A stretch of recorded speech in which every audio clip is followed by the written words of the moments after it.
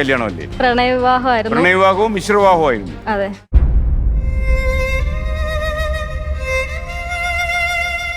എന്റെ ജീവിതം കൊണ്ട് ഞാൻ പറയാണ്, സ്വന്തം കാലിൽ നിൽക്കാൻ കഴിയില്ലാത്ത കുട്ടി ഒരിക്കലും വീട്ടിൽ നിന്ന് ഇറങ്ങി പോകരുത്.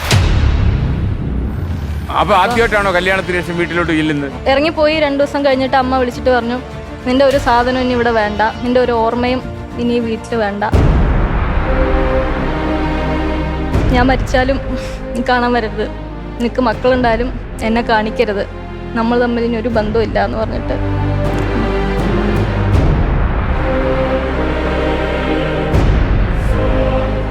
ആത്മാർത്ഥമായിട്ട് ഞാൻ ചെയ്തതിനൊക്കെ ഞാൻ എൻ്റെ സഹോദരനോടും അമ്മയോടും ഒക്കെ ഞാൻ മാപ്പ് പറയാണ്.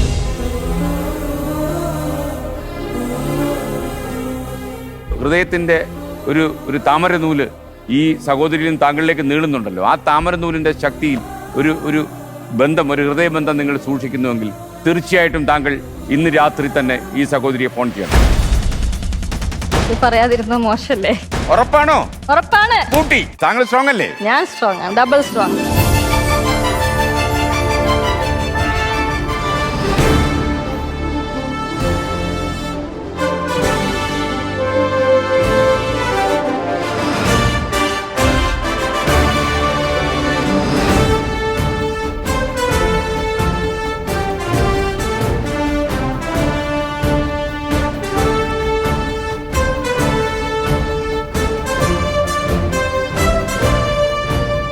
ഫ്ലവേഴ്സിന്റെ എല്ലാ പ്രിയപ്പെട്ട പ്രേക്ഷകർക്കും സ്വാഗതം. നിങ്ങൾ കാണുന്നത് cuties of presence my G Flowers 1 കോടി. ഒരാൾ ദൈവത്തിനെ തപസ് ചെയ്തു. ഒരാഴ്ച തപസ് ചെയ്ത് കഴിഞ്ഞപ്പോൾ ദൈവം പ്രത്യക്ഷപ്പെട്ടു. എന്താണ് നിന്റെ ഡിമാൻഡ് എന്ന് ദൈവം ചോദിച്ചു. അപ്പോൾ ഇയാൾ പറഞ്ഞു, എനിക്ക് ഇന്നേക്ക് 3 കൊല്ലം തികയുന്ന ദിവസം ഇറങ്ങുന്ന ദിനപത്രം കാണണം എന്ന് പറഞ്ഞു. അതെന്തിനാ 3 കൊല്ലം കഴിഞ്ഞുള്ള പത്രം നീ കാണുന്നത് എന്ന് ചോദിച്ചു. അത് ഷെയർ മാർക്കറ്റിൽ ഞാൻ കുറച്ച് പൈസ ഇറക്കിയിട്ടുണ്ട്, അപ്പോൾ ഷെയർ വാല്യൂ കൂടുന്നോന്ന് അറിയാൻ വേണ്ടിയാ. ദൈവം ഉടനെ പറഞ്ഞു, മകനെ, ഇതൊന്നും എൻ്റെ അധികാരപരിധിയിലുള്ള കാര്യമല്ല, ഇതേതോ ഒരു ചീഫ് എഡിറ്റർ തീരുമാനിക്കേണ്ട കാര്യമാണ്. അപ്പോൾ മറ്റേ ഇഷ്ടൻ പറഞ്ഞു, അതായത് പ്രാർത്ഥിച്ചവൻ പറഞ്ഞു, വെറുതെ അല്ലല്ലോ, ഞാൻ 7 ദിവസം തപസ് ചെയ്തിട്ടല്ലേ അങ്ങ് പ്രത്യക്ഷപ്പെട്ടത്, അങ്ങ് ദൈവമല്ലേ, അങ്ങക്കിതൊക്കെ വളരെ നിസ്സാരമല്ലേ. സമ്മർദ്ദം ഇങ്ങനെ ഒൺ ആഫ്റ്റർ അനദർ വരാൻ തുടങ്ങിയപ്പോൾ അവസാനം ദൈവം പറഞ്ഞു, നിന്നെ ഞാൻ ആ ദിനപത്രം കാണിച്ചു തരാമെന്ന് പറഞ്ഞു. അപ്പം 3 കൊല്ലം കഴിഞ്ഞിറങ്ങുന്ന പത്രം ദൈവം കാണിച്ചു കൊടുത്തു. ആദ്യത്തെ പേജ് കണ്ടപ്പോൾ ചിരിച്ചു മണ്ട വെഴുത്തുപോയി ഇഷ്ടന്. കാര്യം എന്താണെന്നറിയാമോ? ഷെയർ വാല്യൂ വളരെ കൂടിയിരിക്കുന്നു. പണം ഇഷ്ടം പോലെ കൂടും. കുറേ ചിരി കഴിഞ്ഞപ്പോൾ ദൈവം 4ാമത്തെ പേജ് കാണിച്ചു കൊടുത്തു. അപ്പോഴാണ് 1ാം ചരമവാർഷികം. അദ്ദേഹം മരിച്ചു പോയിരിക്കുന്നു. ഒരു കാര്യം ഇതിൽ നിന്ന് മനസ്സിലാക്കണം, നമ്മൾ കൊതിക്കുന്നതൊന്ന്, വിധിക്കുന്നത് മറ്റൊന്ന്. ഒരുപാട് കാര്യങ്ങൾ നാളേക്ക് കൂട്ടിവെച്ചിട്ട് വലിയ കാര്യമില്ലെന്ന് പറയാൻ വേണ്ടി ഞാൻ ഇത്രയും വലിയൊരു കഥയൊക്കെ എഴുന്നള്ളിച്ചത്. അപ്പൊ നമുക്ക് കാര്യത്തിലേക്ക് വരാം. ഇന്ന് ഈ മത്സരത്തിന്റെ വേദിയിലേക്ക് വരുന്നു മലപ്പുറം പുല്ലഞ്ചേരിയിൽ നിന്ന് ഡോക്ടർ ശുഭ KS ഭട്ട്.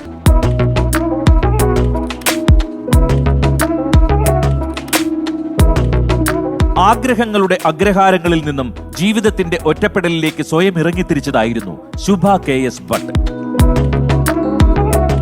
പ്രണയത്തിന്റെ തീഷ്ണതയിൽ വീട്ടിൽ നിന്നുള്ള ഒളിച്ചോട്ടമായിരുന്നു ശുഭ ഭട്ടിന്റെ വിവാഹം. 4.5 വർഷത്തെ ദാമ്പത്യം ഇപ്പോൾ പരസ്പരം അകന്നിരിക്കലിന്റെ പൊരുത്തക്കേടുകളിൽ. ഇരട്ട കുട്ടികളായ 2 മക്കളിൽ മകൻ അദ്വൈത് കൃഷ്ണ ഓട്ടിസത്തിന്റെ നിഴലിലാണ്. മകൾ നിവേദിത കൃഷ്ണ മലപ്പുറം മഞ്ചേരി ഗവൺമെന്റ് ഹൈസ്കൂളിൽ 5ാം ക്ലാസ് വിദ്യാർത്ഥി.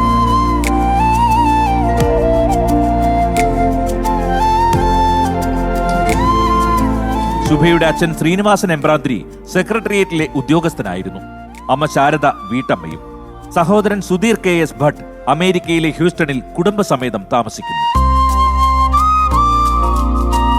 Malappuram Wandoor pain and palliative cancer care സെന്ററായ ചേതനയിൽ മെഡിക്കൽ ഓഫീസറാണ് ഹോമിയോ ഡോക്ടർ കൂടിയായ ശുഭ KS ഭട്ട്.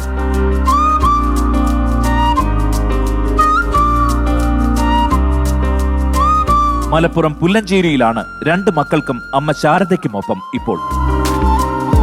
കൊതിച്ചിറങ്ങിയ ജീവിതം തിരിച്ചു നൽകിയ സ്വകാര്യ നൊമ്പരങ്ങളിൽ പകച്ചു നിൽക്കാതെ അറിവിന്റെ വേദിയിലേക്ക് ഡോക്ടർ ശുഭ ഭട്ട്.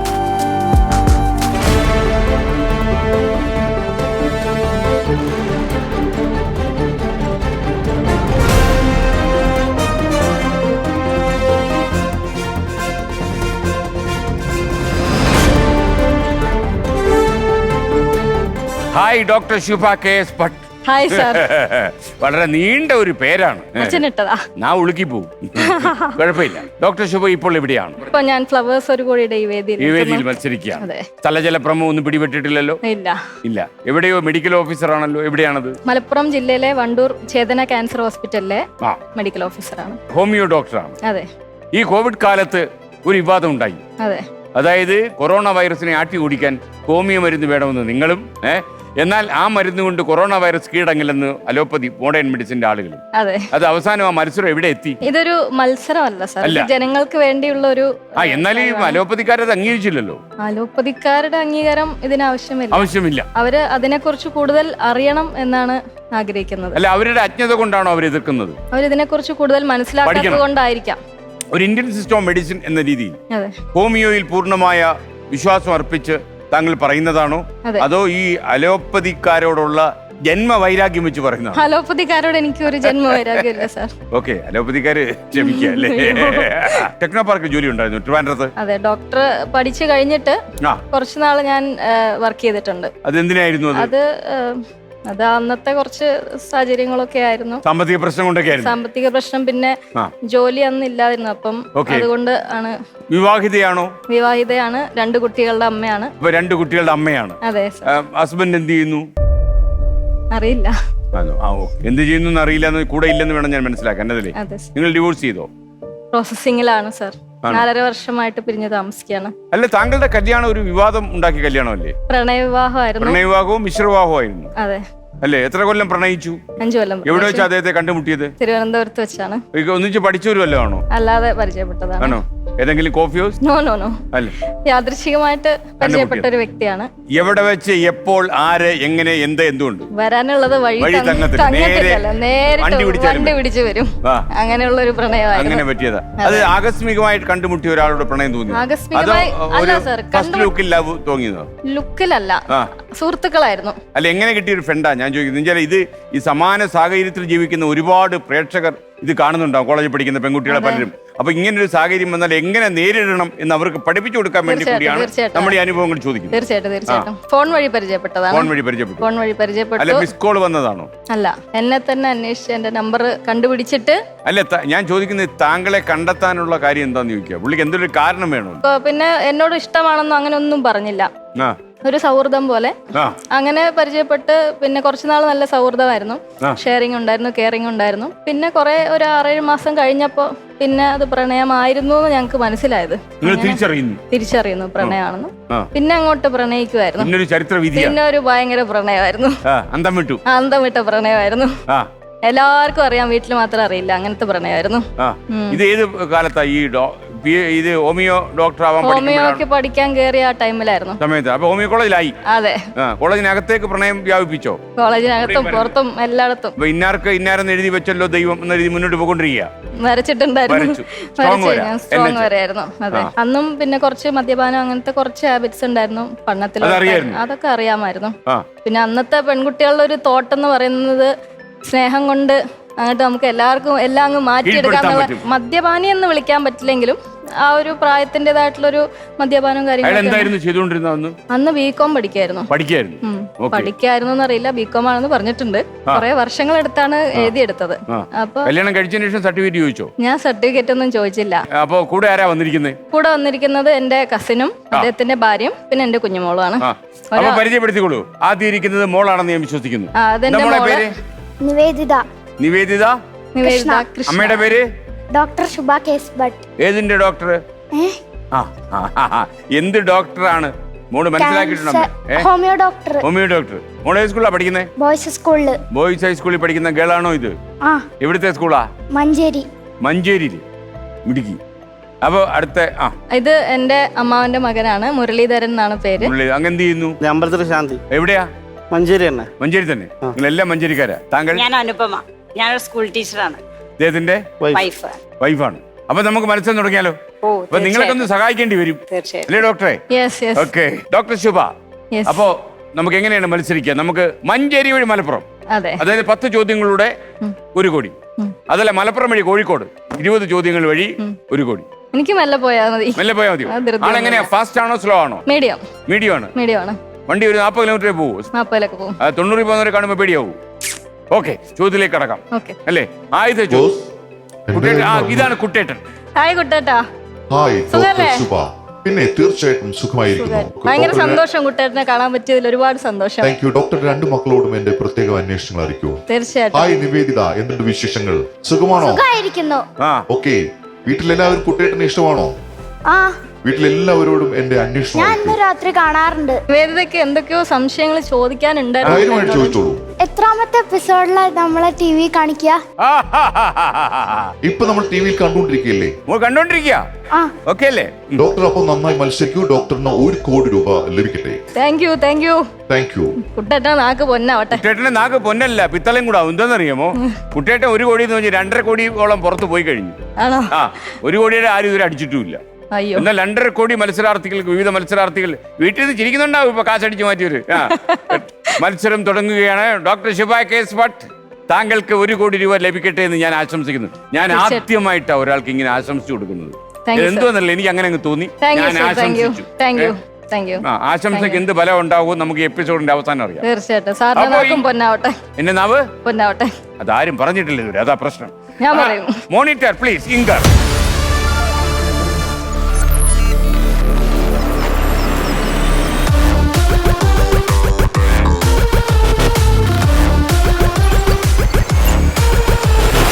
ഇനി പറയുന്നവയിൽ കേരളത്തിന്റെ തനത് കലയായി അറിയപ്പെടുന്ന കലാരൂപം ഏതാണ്? Option A Kathak, option B Bharatanatyam, option C Mohiniyattam, option D Kuchipudi, option D Koothu. Bharatanatyam, Tamil Nadu, Kathak, Kuchipudi, Karnataka, Mohiniyattam. Option C മോഹിനിയാട്ടമാണോ? കൂട്ടാമോ? കൂട്ടാം. ഉറപ്പാണോ? ഉറപ്പാണ്. കൂട്ടി. Option C Mohiniyattam. Option C Mohiniyattam. Mohini വന്ന് ആടുമോ എന്നുള്ളത് ഇപ്പൊ അറിയാം. മോഹിനി ആടട്ടെ. അവിടെ ആടട്ടെ. പക്ഷെ കൂത്ത് അവിടെ കിടക്കായിരുന്നു. ഓ, അതാണ് പ്രശ്നമായി പോയത്. അപ്പൊ ഡോക്ടർ എപ്പോഴെങ്കിലും ഏതെങ്കിലും മത്സര ഇതുപോലെയുള്ള ക്വിസിംഗ് കോമ്പറ്റീഷൻ പോയിട്ട് ആദ്യത്തെ ചോദ്യത്തിന് എന്നെ പുറത്തായ ചരിത്രമുണ്ടോ? പോയിട്ടില്ല. എന്നാൽ ചരിത്രം ആവർത്തിക്കുന്നു എന്ന് പറയാൻ വിഷമമുണ്ട്. അങ്ങനെ സംഭവിക്കുന്നില്ല. ഉത്തരം ശരിയാണ്. 10,000 രൂപ. ഞാൻ മോഹിനിയാട്ടം പഠിക്കാൻ തുടങ്ങിയിട്ടുണ്ട്. ഉണ്ടോ? ഓയ്, ചുമ്മാതല്ല. കോവിഡ് വന്ന് എല്ലാം കുളമാക്കിയോ? താങ്കൾ നല്ല ഗായികയാണെന്ന് കേട്ടു. ചെറുതായിട്ടൊക്കെ പാടും സാർ. നമുക്കൊരല്പം പ്രേക്ഷകർക്ക് ഒരു ഒന്ന് പാടി തുടങ്ങി കഴിയുമ്പോഴേ നമുക്ക് ആ പ്രണയകാലത്തേക്ക് മടങ്ങി പോകണം. തീർച്ചയായിട്ടും. പക്ഷെ ഞാൻ ആദ്യം പാടണം വിചാരിക്കുന്നത്, എന്റെ മോള് വന്നിട്ടുണ്ട്.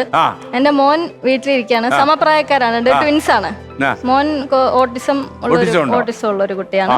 ഇപ്പൊ എന്റെ ജീവിതം എന്ന് പറയുന്നത് തന്നെ ഈ 2 കുട്ടികൾക്ക് വേണ്ടിയാണ്. അപ്പൊ അവർക്ക് വേണ്ടിയിട്ട് ഒരു പാട്ട് കൂടെ തുടങ്ങാന്ന് വിചാരിക്കും. വേനൽക്കീനാവിന്റെ ചെപ്പിൽ വീണുമയങ്ങുമെൻ മുത്തേ, നിന്നെ തഴുകി തലോടാൻ നിർവൃതിയോടെ പുണരാൻ, ജന്മാന്തരത്തിൻ പുണ്യം പോലെ ഏതോ ബന്ധം പോലെ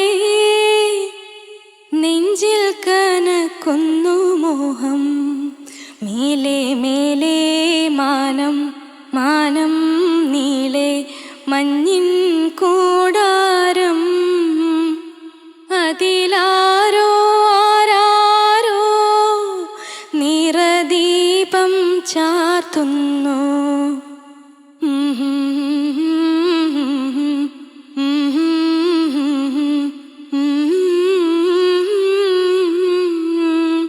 അതിലാരോ ആരാരോ നിറദീപം ചാർത്തുന്നു.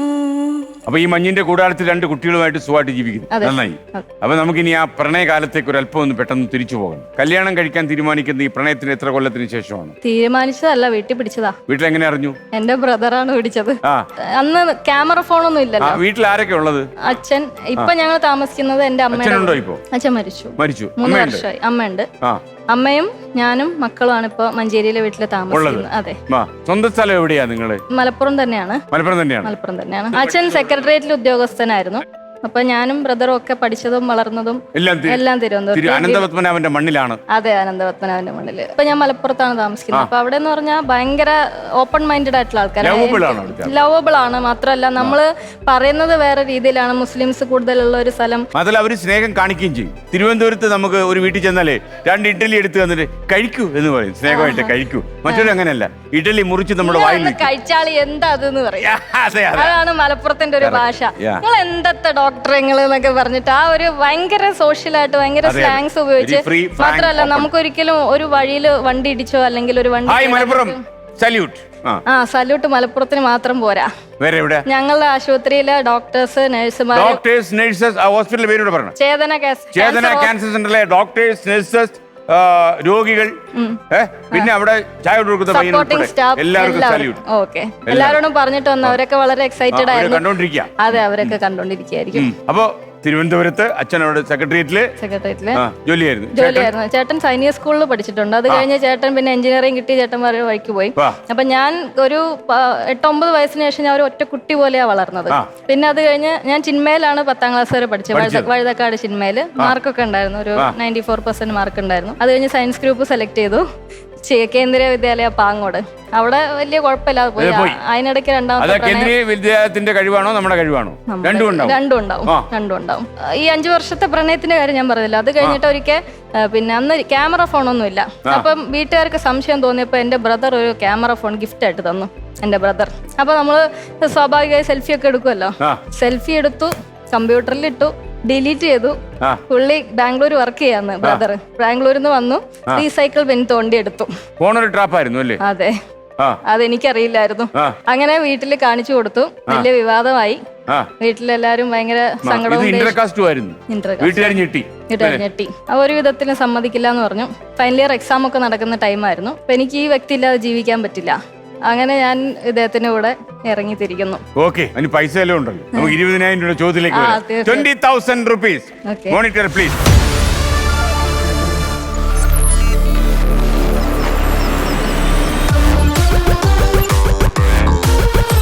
ഹോമിയോപ്പതിയുടെ പിതാവായി അറിയപ്പെടുന്ന സാമുവൽ ഹാനിമൻ ഏത് രാജ്യത്താണ് ജനിച്ചത്? Option A England, option B Germany, option C Spain, option D Greece, option E Italy. ഇത് പറയാതിരുന്ന മോശല്ലേ? മോശം എന്നല്ല, വളരെ കേടാണ്. അപ്പൊ ഓപ്ഷൻ ബി ജർമ്മനി നമുക്ക് കൂട്ടാം. ഹാനിമൻ ജനിച്ചത് ജർമ്മനിയിലാണോ? അതെ. Yes sir. ഏത് കൊല്ലം? അയ്യോ, 1755. കറക്റ്റ്. ഉത്തരം ശരിയാണ്. ഏപ്രിൽ 10-നാണ്. ഏപ്രിൽ 10 ഹോമിയോപ്പതി, ലോക ഹോമിയോപ്പതി ദിനം. അതെ, അദ്ദേഹത്തെ മറക്കാൻ പറ്റില്ല. നിങ്ങളൊക്കെ ഇങ്ങനെ ഇവിടെ നിൽക്കുന്നത്, എന്നോട് സംസാരിക്കുന്നതും ആ മനുഷ്യനുണ്ടായിട്ടില്ല. അതെ സർ. ഇനി നമുക്ക് ആ ഒളിച്ചോട്ടത്തിന്റെ കഥയിലേക്ക് വരാം. ഇത്തിരി പണച്ചെലവുണ്ടെങ്കിലും കുഴപ്പമില്ല. ഒളിച്ചൊന്നും ഓടിയില്ല, നേരെ ഓടി ഇറങ്ങി അങ്ങ് പോയി. അപ്പൊ ഈ വീട്ടുകാർ തടഞ്ഞില്ല? വീട്ടുകാരോട് ഫോൺ വിളിച്ചു പറഞ്ഞു ഞാൻ പോവാ അമ്മയെന്ന് പറഞ്ഞോ. അപ്പൊ അമ്മ എന്താ അതേ ഫോണിൽ പറഞ്ഞു? നമ്മൾ തന്ന ഫോൺ എന്റെ ഫോണിൽ പറഞ്ഞു. അപ്പൊ അമ്മ എന്താ പറഞ്ഞത്? അമ്മ ദേഷ്യപ്പെട്ടു. അമ്മയ്ക്ക് ഭയങ്കര ഷോക്കായിരുന്നു. അങ്ങനെ പോവല്ലേ എന്നൊക്കെ പറഞ്ഞു. പിന്നെ കുറച്ച് കഴിഞ്ഞിട്ട് വീണ്ടും വിളിച്ചു.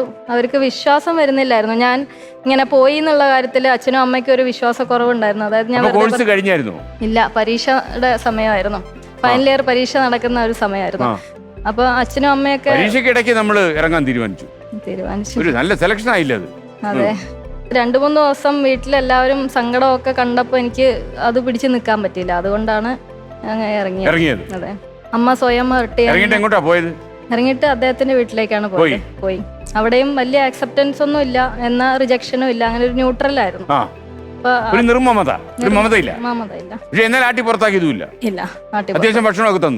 ഭക്ഷണമൊക്കെ തന്നു. കുഴപ്പമൊന്നുമില്ല. അതിനുശേഷം പിന്നെ അമ്മ പറഞ്ഞു ഇനി. അച്ഛനൊന്നും പറഞ്ഞില്ലയോ? അച്ഛന് ഭയങ്കര വിഷമമായിരുന്നു. അച്ഛൻ തിരിച്ചു വരും. അച്ഛൻ എന്നോട് ഭയങ്കര സ്നേഹമായിരുന്നു. അച്ഛൻ പറഞ്ഞു തിരിച്ചു വാന്ന് കുറെ പറഞ്ഞു. പക്ഷെ ഞാൻ അന്നത്തെ മൈൻഡ് സെറ്റിൽ അന്ന് തിരിച്ചു വരണം എന്നുള്ളൊരു മൈൻഡ് ഉണ്ടായിരുന്നില്ല. കാരണം അന്ന് കുറച്ച് ഈഗോയും ഒക്കെ അങ്ങനെ നിൽക്കണം. അതായത് ജീവിച്ച് കാണിക്കണം, വാശിയല്ല, ജീവിച്ച് ജയിച്ചിട്ട് ഇതേ ആളുകളെ കൊണ്ട് ഈ വ്യക്തിയെ ഒന്ന് ആക്സെപ്റ്റ് ചെയ്യിപ്പിക്കണം എന്നുള്ള ഒരു അങ്ങനത്തെ ഒരു മൈൻഡായിരുന്നു എനിക്ക്. അപ്പം ജോലി ഉണ്ടായിരുന്നു. അന്ന് ജോലി ഉണ്ടായിരുന്നു.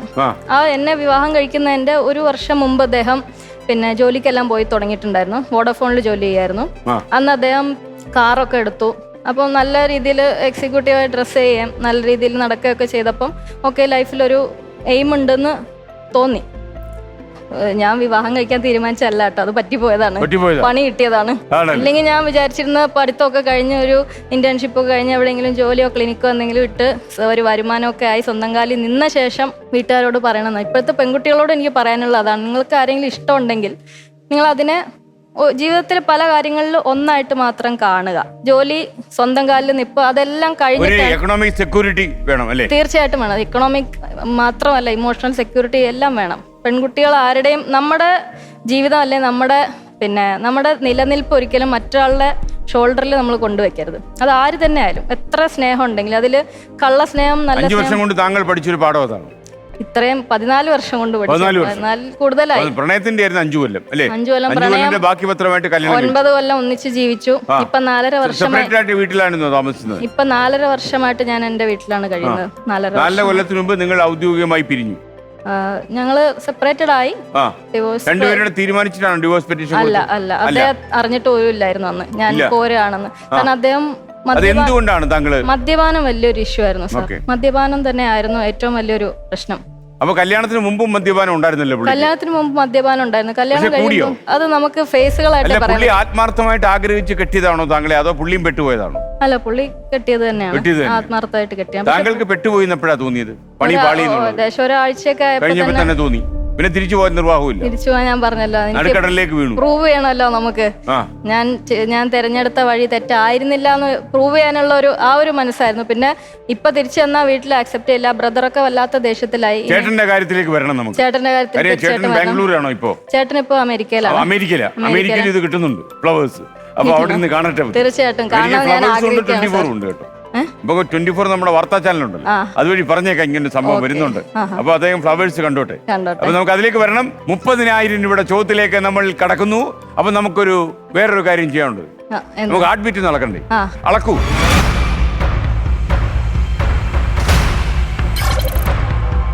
$114 മോശമല്ലേ?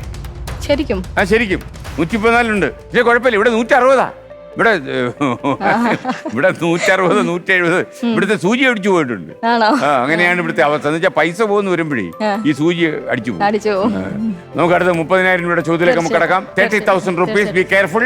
ഇത് ഒരു വലിയ മത്സരമാണ്, 1 കോടിയുടെ മത്സരമല്ലേ? അപ്പൊ 1 കോടിയുടെ മത്സരവും അതിന്റെ കൂടെ എക്സ്ട്രാ 2.5 കോടി. ഇപ്പൊ അങ്ങനെയാണ് വില നിലവാരം പൊക്കോണ്ടിരിക്കുന്നത്. Monitor please.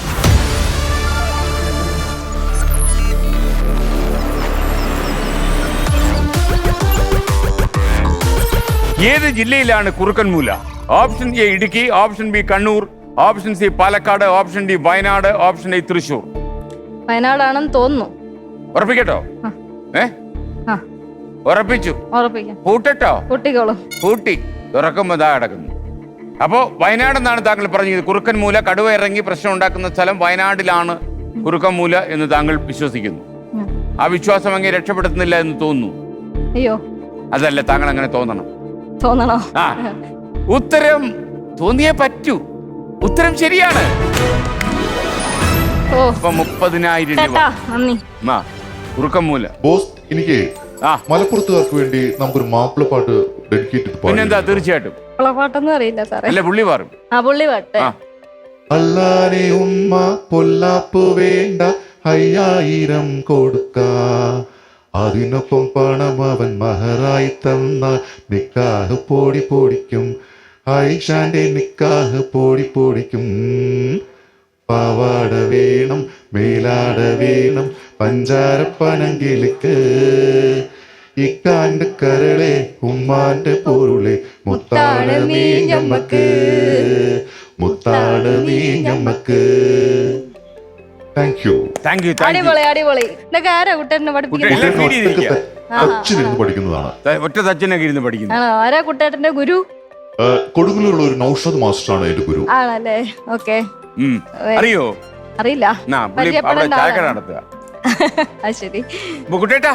Okay, thank you, well done. ഇനി നമുക്ക് 40,000 രൂപയുടെ ചോദ്യത്തിലേക്ക് കിടക്കണം. 40,000. Doctor Shubha, monitor.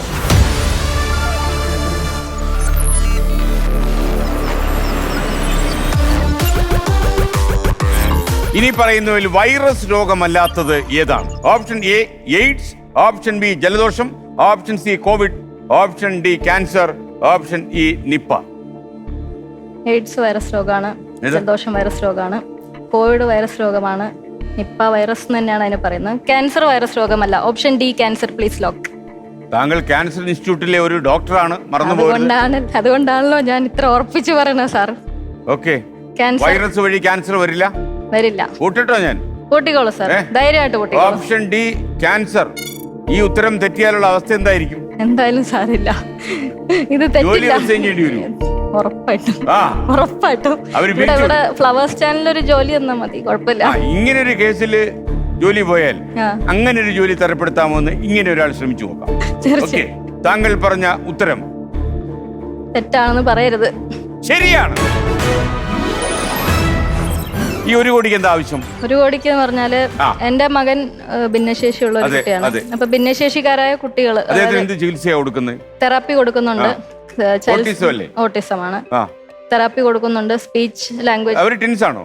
ഇവര് ട്വിൻസ് ആണ്. ഓക്കെ. മോന് സ്പീച്ച് തെറാപ്പി കൊടുക്കുന്നുണ്ട്. പിന്നെ മഞ്ചേരി BRCയിൽ തന്നെ ചെറിയ രീതിയിലുള്ള റൈറ്റിംഗ്, അവനിപ്പോ ലേണിംഗിന്റെ കുറച്ച് ഇഷ്യൂസ് ആണ് ഉള്ളത്. മുമ്പ് സ്പീച്ച് ഇംപ്രൂവ്മെന്റ് ഉണ്ടോ? തീർച്ചയായിട്ടും ഇപ്പൊ നന്നായി സംസാരിക്കും sir. Very good, very good. ഇതുപോലെ ഓട്ടിസം അങ്ങനത്തെ പ്രശ്നങ്ങൾ, അതുപോലെ പാർശ്വവൽക്കരിക്കപ്പെട്ടവര്, പിന്നെ സാമ്പത്തിക ബുദ്ധിമുട്ട് അനുഭവിക്കുന്നവര്, പിന്നെ അതുപോലെ ലഹരിക്ക് അടിപ്പെട്ട കുട്ടികൾ, ഗെയിംസിനൊക്കെ അടിപ്പെട്ട് ഇപ്പൊ കോവിഡ് കാലമൊക്കെ വന്ന സമയത്ത് കുട്ടികൾക്ക് ഒരുപാട് ഈ ഗെയിംസിനോടൊക്കെ അഡിക്ഷൻ ഉണ്ട്. അപ്പൊ അങ്ങനത്തെ ഒക്കെ കുട്ടികൾക്ക് വേണ്ടിയിട്ട് ഒരു സംരംഭം തുടങ്ങാനാണ് ഒരുപാട് കാലമായിട്ട് മനസ്സിലിട്ടോണ്ട് നടക്കുന്ന ഒരു സംഭവമാണ്. കാരണം മോനെ ഫസ്റ്റ് സ്കൂളിൽ ചേർത്ത് തിരുവനന്തപുരത്ത് ട്രാവൻകൂർ നാഷണൽ സ്കൂൾ എന്ന് പറയുന്ന ഒരു സ്പെഷ്യൽ സ്കൂളാണ്. അവിടെ ഓട്ടിസം, ഡിസ്ലെക്സിയ ഈ 2 കംപ്ലൈൻസ് ഉള്ള കുട്ടികളെയാണ് അവിടെ എടുക്കുന്നത്. അപ്പൊ ഈ സ്കൂൾ തുടങ്ങിയത് ഒരു ലേഡിയാണ്. അവരുടെ മകൻ ഡിസ്ലെക്സിയ ഉള്ള കുട്ടിയായിരുന്നു. അപ്പൊ ആ മകന് വേണ്ടിയിട്ട് ഇവര് തുടങ്ങിയ ഒരു സ്കൂളാണത്. അപ്പം ആ സ്കൂളിലാണ് മോനെ ചേർത്ത ശേഷമാണ് ഈ മോന്റെ സ്പീച്ചൊക്കെ ഒത്തിരി ഇമ്പ്രൂവ് ആയത്. അപ്പൊ ആ മാഡമാണ് എൻ്റെ ഏറ്റവും വലിയൊരു ഇൻസ്പിറേഷൻ. അപ്പൊ അതുപോലെ ഒരു സ്ഥാപനം മലപ്പുറത്ത് തുടങ്ങണം എന്നുള്ളത്. ഇവർക്കും ഓട്ടിസം ഡിസ്ലെക്സിയ മാത്രമല്ല, ഞാൻ കൗൺസിലിംഗ് ഒക്കെ ചെയ്യുന്ന ആളാണ്. സൈക്കോളജിയിൽ എനിക്ക് പോസ്റ്റ് ഗ്രാജുവേഷൻ ഉണ്ട്.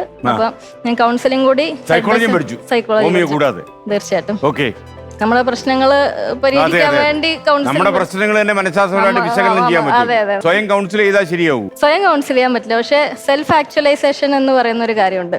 നമ്മൾ എന്താണെന്ന് നമ്മൾ തിരിച്ചറിഞ്ഞു കഴിഞ്ഞാൽ നമുക്ക് കുറെ കൂടെ എഫക്റ്റീവ് ആയിട്ട് തീർച്ചയായിട്ടും നമുക്ക് അറിയാൻ പറ്റും. പലർക്കും നമുക്ക് ബ്രദറിന്റെ കാര്യത്തിലേക്ക് ഒന്നുണ്ട്. അമേരിക്കയിൽ നമുക്ക് ഫ്ലവേഴ്സ് കാണിക്കണ്ടേ? തീർച്ചയായിട്ടും കാണിക്കണം. ഞാൻ പറഞ്ഞല്ലോ, കല്യാണം കഴിച്ച് കുറച്ചുനാൾ കഴിഞ്ഞപ്പോ തന്നെ ചേട്ടൻ അപ്പൊ സ്ഥലത്തില്ലായിരുന്നു. ചേട്ടൻ ബാംഗ്ലൂർ വർക്ക് ചെയ്യും. പുള്ളി വന്നില്ല.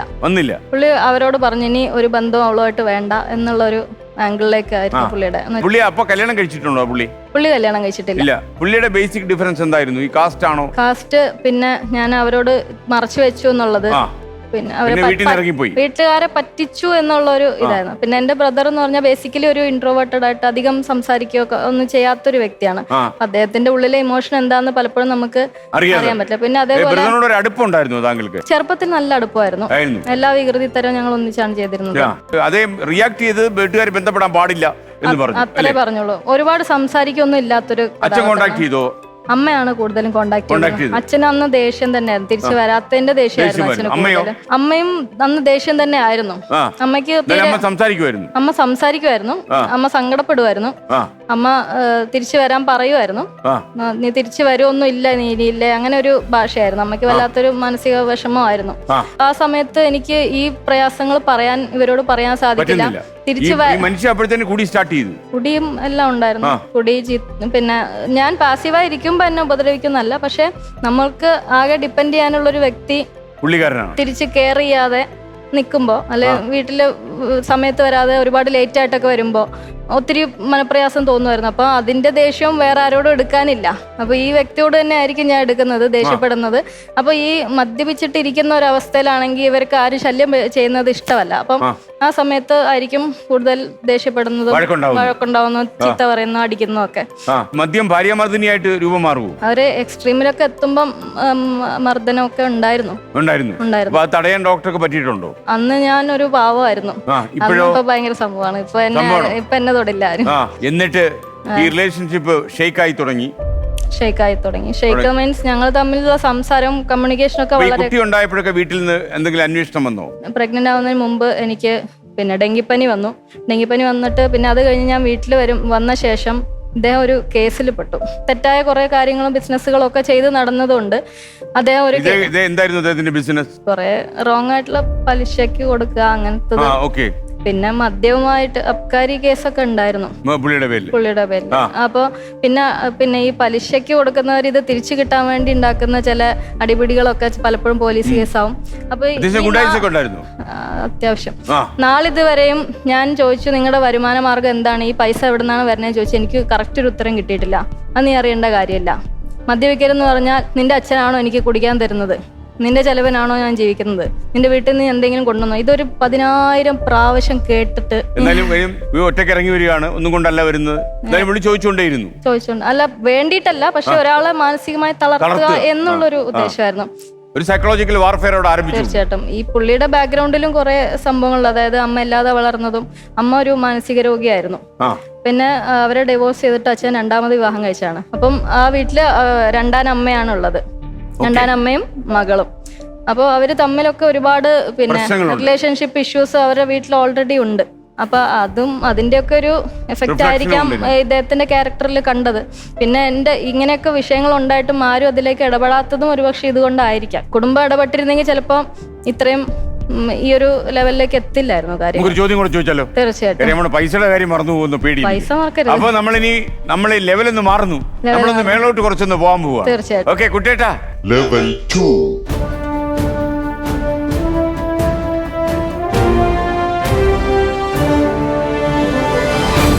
വീഴത്തില്ലല്ലോ അല്ലേ? വീഴത്തൊന്നുമില്ല. സ്ട്രോങ്. താങ്കൾ സ്ട്രോങ് അല്ലേ? ഞാൻ സ്ട്രോങ് ആണ്. സ്ട്രോങ് അല്ലേ? ഡബിൾ സ്ട്രോങ് അല്ലേ? Double strong. മോഹിനിയാട്ടം പഠിച്ചു തുടങ്ങിയല്ലേ? മോഹിനിയാട്ടം പഠിച്ചു തുടങ്ങി, പക്ഷെ മുദ്ര കാണിക്കാൻ പറയരുത്. ഇല്ല. ഇപ്പൊ നമുക്കൊരു മുദ്രയുടെ സ്കോപ്പ് ഉണ്ട്. ഇപ്പൊ 500,000 രൂപയുടെ ചോദ്യമാണ്. 50,000. മോണിറ്റർ.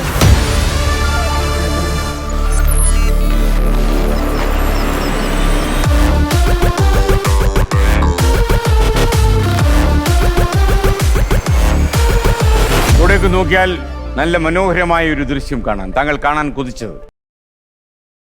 ആരാണ് ഈ സൂപ്പർ താരം? Option A Pawan Kalyan, option B Venkatesh, option C Nandamuri Balakrishna, option D Chiranjeevi, option E Nagarjuna. Chiranjeevi അല്ല, നാഗാർജുന അല്ല, അറിയില്ല. പിടിവള്ളി വേണം സാർ. ആരുടെയാ? ഇവിടെ വേണോ അവിടെ വേണോ? കുട്ടേട്ടാ. Doctor Shubha, yes. 2 ഓപ്ഷൻസ് ഞാൻ പറയും, അതിൽ ഒന്ന് ശരിയുത്തരം. C Nandamuri Balakrishna, D Chiranjeevi. Nandamuri Balakrishna. Okay ആയിരിക്കോ? നമുക്ക് പൂട്ടാമോ? പൂട്ടാം. Option C Nandamuri Balakrishna. Option C Nandamuri Balakrishna. അത് പൂട്ടിയിരിക്കുന്നു. പോയോ? ചിരഞ്ജീവിയെ കണ്ടാ മനസ്സിലാവില്ലേ? അത് ചിരഞ്ജീവിയാണല്ലോ അല്ലേ? ചിരഞ്ജീവിയാണല്ലോ. ഓക്കെ, അപ്പൊ ഓപ്ഷൻ സി നന്ദമൂരി ബാലകൃഷ്ണ പൂട്ടിയിരിക്കുന്നു. നമ്മൾ തുറക്കുമ്പോൾ അത് സംഭവിക്കുന്നു. എന്റെ ഡോക്ടറെ, യു ആർ റോങ് എന്നല്ല, ഉത്തരം ശരിയാണ്.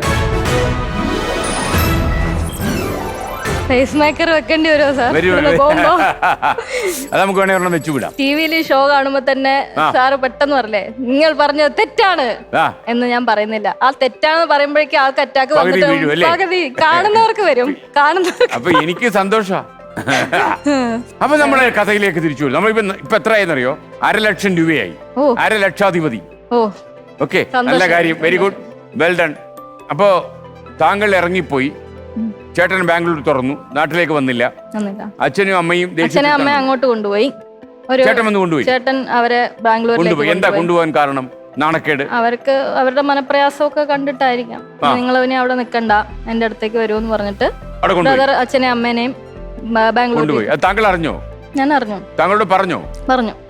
അവര് പാക്കിംഗ് ഒക്കെ കഴിഞ്ഞ് നിൽക്കുന്ന സമയത്ത് ഞാൻ കാണാൻ ചെന്നിരുന്നു വീട്ടില്. അപ്പൊ ആദ്യമായിട്ടാണോ കല്യാണത്തിന് ശേഷം വീട്ടിലോട്ട് ചെല്ലുന്നത്? അല്ല, അമ്മ ഒരു ദിവസം 2 ദിവസം ഇറങ്ങിപ്പോയി. 2 ദിവസം കഴിഞ്ഞിട്ട് അമ്മ വിളിച്ചിട്ട് പറഞ്ഞു, നിന്റെ ഒരു സാധനം ഇനി ഇവിടെ വേണ്ട, നിന്റെ ഒരു ഓർമ്മയും ഇനി വീട്ടില് വേണ്ട, ഒക്കെ എടുത്തോണ്ട് പോണോന്ന് പറഞ്ഞു.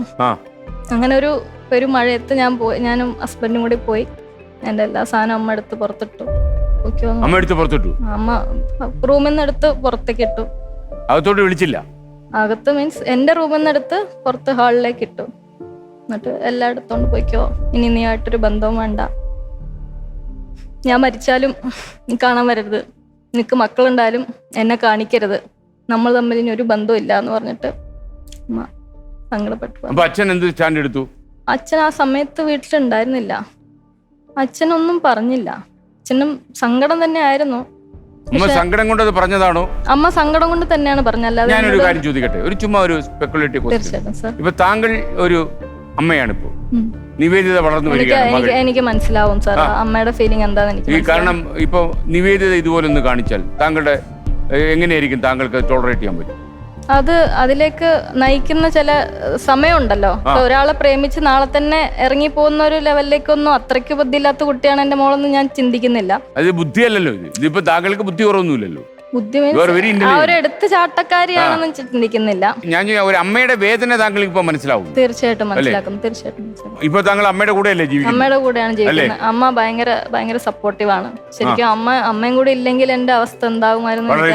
ഇപ്പം സഹോദരനെ ഞങ്ങള് ആ വീട്ടിൽ ചേട്ടൻ അമേരിക്കയിൽ പോയെന്ന 8 വർഷത്തോളമായി അമേരിക്കയിലാണ്. ബ്രദറിന്റെ ഭാര്യയും 2 കുട്ടികളുണ്ട്. അപ്പം അവരെല്ലാവരും അമേരിക്കയിൽ തന്നെയാണ്. ഈ സാധനം എടുത്ത് പുറത്ത് കളഞ്ഞതിന് ശേഷം ഈ ഭർത്താവിന്റെ റിയാക്ഷൻ എങ്ങനെയായിരുന്നു? ഒന്നുമില്ല, സാധനം എടുത്ത് വണ്ടിയിൽ വെച്ചു കൊണ്ടുവന്നു. പുള്ളിക്ക് ഇതിലൊരു ഫീലിംഗ് ഉണ്ടായിരുന്നു? വീട്ടിൽ വരുമ്പോ അവിടെ സ്വീകരിച്ച് ആനയിച്ചില്ല, വിളിച്ചു കയറ്റിയില്ല, മുറിക്കകത്ത് പിടിച്ചിരുത്തിയില്ല, പ്രതീക്ഷിച്ചാണ് ചെന്നത് അല്ലേ? അപ്പോഴൊക്കെ താങ്കൾക്ക് വളരെ സപ്പോർട്ടീവ് ആയിരുന്നു. സപ്പോർട്ടീവ്. അപശകുനങ്ങൾ വന്ന് കണ്ടു തുടങ്ങിയത് എപ്പോഴാ? നമ്മൾ ഇറങ്ങി ചെന്ന് കഴിഞ്ഞാൽ പിന്നെ നമുക്ക് ചോദിക്കാൻ പറയാൻ ആരും ഇല്ല എന്നുള്ള ഫുള്ളി ഡിപ്പെൻഡന്റ് ആണല്ലോ. അതെ. അപ്പൊ ഒരാൾ നമ്മളിൽ ഫുള്ളി ഡിപ്പെൻഡന്റ് ആവുമ്പോൾ നമ്മൾ കുറച്ച് അവരോട് ആദ്യം അമിത സ്വാതന്ത്ര്യമായിരിക്കും, പിന്നെ ദേഷ്യമായിരിക്കും, പിന്നെ കുറ്റപ്പെടുത്തലായിരിക്കും, ഒറ്റപ്പെടുത്തലും, അങ്ങനെയുള്ള എല്ലാരും ചെയ്യുന്നല്ല. പക്ഷേ പോകുന്ന പെൺകുട്ടികൾ ശ്രദ്ധിക്കേണ്ട ഒരു കാര്യം തീർച്ചയായിട്ടും ശ്രദ്ധിക്കണം. സെക്യൂരിറ്റി അവർ നോക്കണം. അതെ, എന്റെ ജീവിതം കൊണ്ട് ഞാൻ പറയാണ്, ഒരിക്കലും ഒരു പെൺകുട്ടി വീട്ടിൽ നിന്ന് സ്വന്തം കാലിൽ നിൽക്കാൻ കഴിയില്ലാത്ത കുട്ടി ഒരിക്കലും വീട്ടിൽ നിന്ന് ഇറങ്ങി പോകരുത്. കഴിയുമെങ്കിൽ മാക്സിമം അച്ഛനമ്മമാരെ കൺവിൻസ് ചെയ്യാൻ നോക്കുക. അവിടെ കൺവിൻസ് ചെയ്യണമെന്നുണ്ടെങ്കിൽ ആദ്യം ആ പെൺകുട്ടി കൺവിൻസ്ഡ് ആയിരിക്കണം. ഞാൻ തെരഞ്ഞെടുത്ത വ്യക്തി 100% കറക്റ്റ് ആണ്, എൻ്റെ അച്ഛനമ്മമാർക്ക് ഇതിൽ നെഗറ്റീവ് പറയാൻ ഒന്നുമില്ല എന്ന് ആ കുട്ടി ആദ്യം സ്വയം കൺവിൻസ് ചെയ്യണം. അതിനുശേഷം മാത്രമാണ് അച്ഛനമ്മമാരോട് അവരെ കൺവിൻസ് ചെയ്യാൻ ശ്രമിക്കാൻ പാടുള്ളൂ. 2 സ്റ്റേറ്റ്സ് എന്ന് പറഞ്ഞിട്ട് ചേതൻ ഭഗത് എഴുതിയ ഒരു ബുക്കുണ്ട്, അത് വായിച്ചാൽ അറിയാം. ഇവര് ഒളിച്ചോട് പോവുകയൊന്നുമല്ല, അച്ഛനമ്മമാരെ കൺവിൻസ് ചെയ്യാൻ വേണ്ടിയിട്ട് അവർ നടത്തുന്ന കുറേ കാര്യങ്ങൾ ആ ബുക്കിനകത്തുണ്ട്. അപ്പോൾ അതൊക്കെ കാണുമ്പോൾ നമ്മുടെ ഒരു യുവതലമുറ ആ ബുക്കൊക്കെ വായിച്ചിരിക്കണം. അച്ഛനമ്മമാരെ കൺവിൻസ് ചെയ്യുന്നത് എങ്ങനെയാണ്. ഒരു തീരെ വെറുത്ത് നിന്നിരുന്ന ഒരു ഫാമിലി, 2 ഫാമിലീസിനെ, അതായത് ഒരാൾ പഞ്ചാബി, ഒരാൾ തമിഴത്തി. അപ്പോൾ ഈ പഞ്ചാബി അവരുടെ ജീവിതകഥയാണത്, ചേതൻ ഭഗത്തിന്റെ ജീവിതകഥയാണ് 2 സ്റ്റേറ്റ്സ് എന്ന് പറയുന്ന ആ സിനിമ, ആ ബുക്ക്. അപ്പോൾ അതിനകത്ത് ഇങ്ങനെ അവർ ഫാമിലിയെ കൺവിൻസ് ചെയ്ത് അവരുടെ അനുഗ്രഹത്തോടെയും ആ സന്തോഷത്തോടെയും അങ്ങനെ കല്യാണം കഴിച്ചാൽ തന്നെ നിലനിൽക്കാൻ സാധിക്കുള്ളൂ. അതെൻ്റെ ജീവിതം കൊണ്ട് ഞാൻ മനസ്സിലാക്കിയ ഒരു കാര്യമാണ്. എല്ലാവരുടെയും അനുഗ്രഹത്തോടെ തന്നെ വേണം പോകാൻ. അപ്പൊ താങ്കൾക്ക് നമുക്ക് അടുത്ത ചോദ്യത്തിലേക്ക് പോയിട്ട് വരാം. ഇപ്പോൾ 60,000 രൂപയുടെ ചോദ്യമാണ്. 60,000. അപ്പൊ 50,000, 1,00,000 ഇങ്ങനെ നേടിയിട്ട് നിൽക്കാണ്. അതിരുന്നാ മതി. നോക്കാം നമുക്ക്. എല്ലാം ഒരു പരിശ്രമമാണല്ലോ. പരിശ്രമം ചെയ്യൽ എന്തിനേയും വശത്തിലാക്കാൻ കഴിവുള്ള വണ്ണം ദീർഘങ്ങളാ കൈകളെ നൽകിയ എത്രയും മനുഷ്യരെ പാലയച്ച നീച്ച്. പഴയ സ്കൂൾ പാഠം നോക്കാം. Monitor.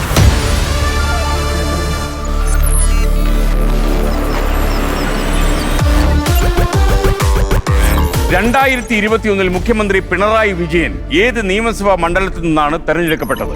Option A Pinarayi, option B Payyanur, option C Dharmadam, option D Koothuparamba, option E Kannur.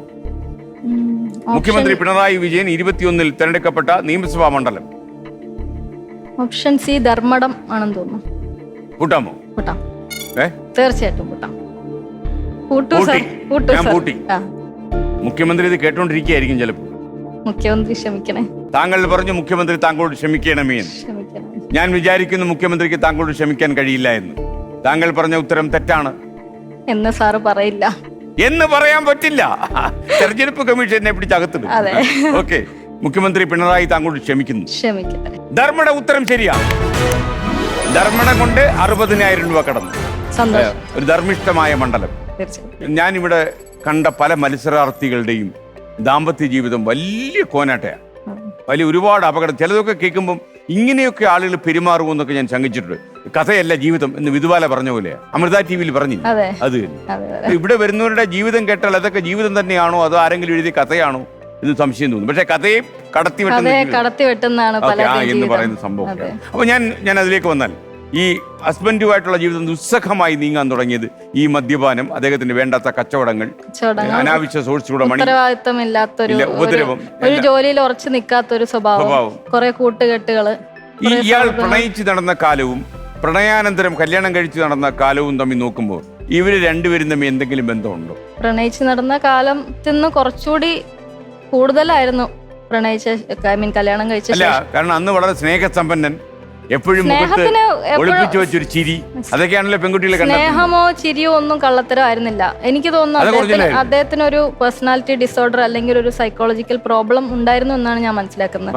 സ്നേഹത്തിന് പ്രശ്നം അല്ലെങ്കിൽ മറ്റൊരു സ്ത്രീയുടെ സംസർഗം അങ്ങനത്തെ യാതൊരു വിഷയങ്ങളും ഇതിനകത്തില്ല എന്നാണ് ഞാൻ മനസ്സിലാക്കുന്നത്. സംശയരോഗമോ അങ്ങനത്തെ ഒരു വിഷയങ്ങളും ഞങ്ങളുടെ ഇടയിൽ ഉണ്ടായിരുന്നില്ല. ഡോക്ടർ ശുഭ സംശയിച്ചിട്ടില്ല, അദ്ദേഹവും സംശയിച്ചിട്ടില്ല. അദ്ദേഹത്തിന്റെ ഒരു നല്ല കാര്യം ഞാൻ എടുത്ത് പറയാനുള്ളത് വെച്ച് കഴിഞ്ഞാൽ ഈടെ നടന്നൊരു സംഭവം, എന്നെ കുറിച്ച് കുറച്ച് മോശമായ പരാമർശങ്ങൾ അദ്ദേഹത്തിന്റെ ചെവിയിൽ എത്തിയിട്ടും അതിനെപ്പറ്റി ആ പറഞ്ഞവരോട് അദ്ദേഹം പറഞ്ഞു, എന്റെ ഭാര്യ അങ്ങനെ ചെയ്യില്ല, അവളെ എനിക്ക് അറിയാം എന്നൊരു സംസാരം അദ്ദേഹം പറഞ്ഞു. ആ ഒരു കാര്യത്തിൽ എനിക്ക് അദ്ദേഹത്തിനോട് വലിയൊരു ബഹുമാനമുണ്ട്. പക്ഷെ അതൊന്നും ഇനിയും തിരിച്ച് ആ ഒരു ബ്ലാക്ക് ഹോളിലേക്ക് തിരിച്ചു പോകാൻ ഇല്ല. ഇപ്പൊ ഒന്നാം ലോകമഹായുദ്ധത്തിന് ഒരു ഇമ്മീഡിയറ്റ് റീസൺ ഉണ്ടായി, രാജകുമാരനെ കൊന്നതാണല്ലോ എന്ന് പറയുന്ന പോലെ ഈ മുറിച്ചു മാറ്റി ഈ മലപ്പുറത്തേക്ക് നടക്കാൻ, വണ്ടി കയറാൻ എടുത്തൊരു തീരുമാനമുണ്ടല്ലോ, അതെന്തായിരുന്നു കാരണം? അത് പറഞ്ഞാൽ അത് കുറെ നാളായിട്ട് മനസ്സിൽ ചിന്തിക്കുന്ന ഒരു കാര്യമാണ്, ഒരുങ്ങിക്കൊണ്ടിരിക്കുകയായിരുന്നു. അത് ഒരു ത്രഷോൾഡ് കടന്നപ്പോ പിന്നെ നമുക്ക് അതിനുള്ള ഒരു ധൈര്യം വന്നതാണ്, അങ്ങനെ ചെയ്യാനുള്ള ഒരു ധൈര്യം. പിന്നെ ഞാൻ ഈ റിലേഷനിൽ നിന്ന് അത് മക്കള് ജനിച്ച ശേഷമൊക്കെ ഒരുപാട് മാനസികമായിട്ട് ഒരുപാട് തളർന്നു പോയ നിമിഷങ്ങൾ ഉണ്ടായിട്ടുണ്ട്. അന്നൊക്കെ ജീവിക്കാൻ കുട്ടികൾ ഉണ്ടായി കഴിഞ്ഞപ്പോൾ അദ്ദേഹത്തിന്റെ ചില ആൾക്കാർ കുട്ടികൾ ഉണ്ടായി കഴിയുമ്പോൾ ചിലപ്പോൾ കുറച്ചുകൂടെ ഭാര്യയോട് അടുക്കുകയൊക്കെ ചെയ്യാറുണ്ട്, കുട്ടികളെ കൂടുതൽ സ്നേഹിക്കാൻ തുടങ്ങി. ആദ്യത്തെ ഒരു വർഷം നല്ല രീതിയിൽ പോയി. കുട്ടികളുടെ ഫസ്റ്റ് ബർത്ത്ഡേ ഒക്കെ ഞങ്ങൾ വളരെ ഗ്രാൻഡായിട്ട് തിരുവനന്തപുരത്ത് വെച്ച് ആഘോഷിച്ചു. അന്ന് അവിടെ ക്ഷണിച്ചു വരുത്തിയ കുറച്ച് ആളുകൾ വിളിച്ചോ? ഇല്ല, അവര് വരില്ല എന്ന് തന്നെ പറഞ്ഞു. അമ്മയെ വിളിച്ചോ? അന്ന് അവര് ബാംഗ്ലൂർ വന്നോ? ഞങ്ങൾക്ക് ട്രിവാൻഡ്രത്ത് വേറൊരു വീടുണ്ടായിരുന്നു. അപ്പൊ അവര് ബാംഗ്ലൂരിൽ നിന്ന് അവിടെ ഇടയ്ക്ക് വന്ന് നിൽക്കും. അപ്പൊ ഞാൻ ഈ കുഞ്ഞുങ്ങളെ കൊണ്ടുപോയി കാണിച്ചു കൊടുക്കും, അവരെ കൂടെ സ്റ്റേ ചെയ്യും. അപ്പൊ ഈ കുഞ്ഞുങ്ങൾ ഉണ്ടായി കഴിഞ്ഞപ്പോ ആദ്യത്തെ ആ ഒരു കടുംപിടുത്തത്തിനൊക്കെ ഒരു മയം വന്നു. കുട്ടികളെ കണ്ടു കഴിഞ്ഞപ്പോ പിന്നെ അവരെ ആർക്കും വെറുക്കാൻ സാധിക്കില്ലല്ലോ.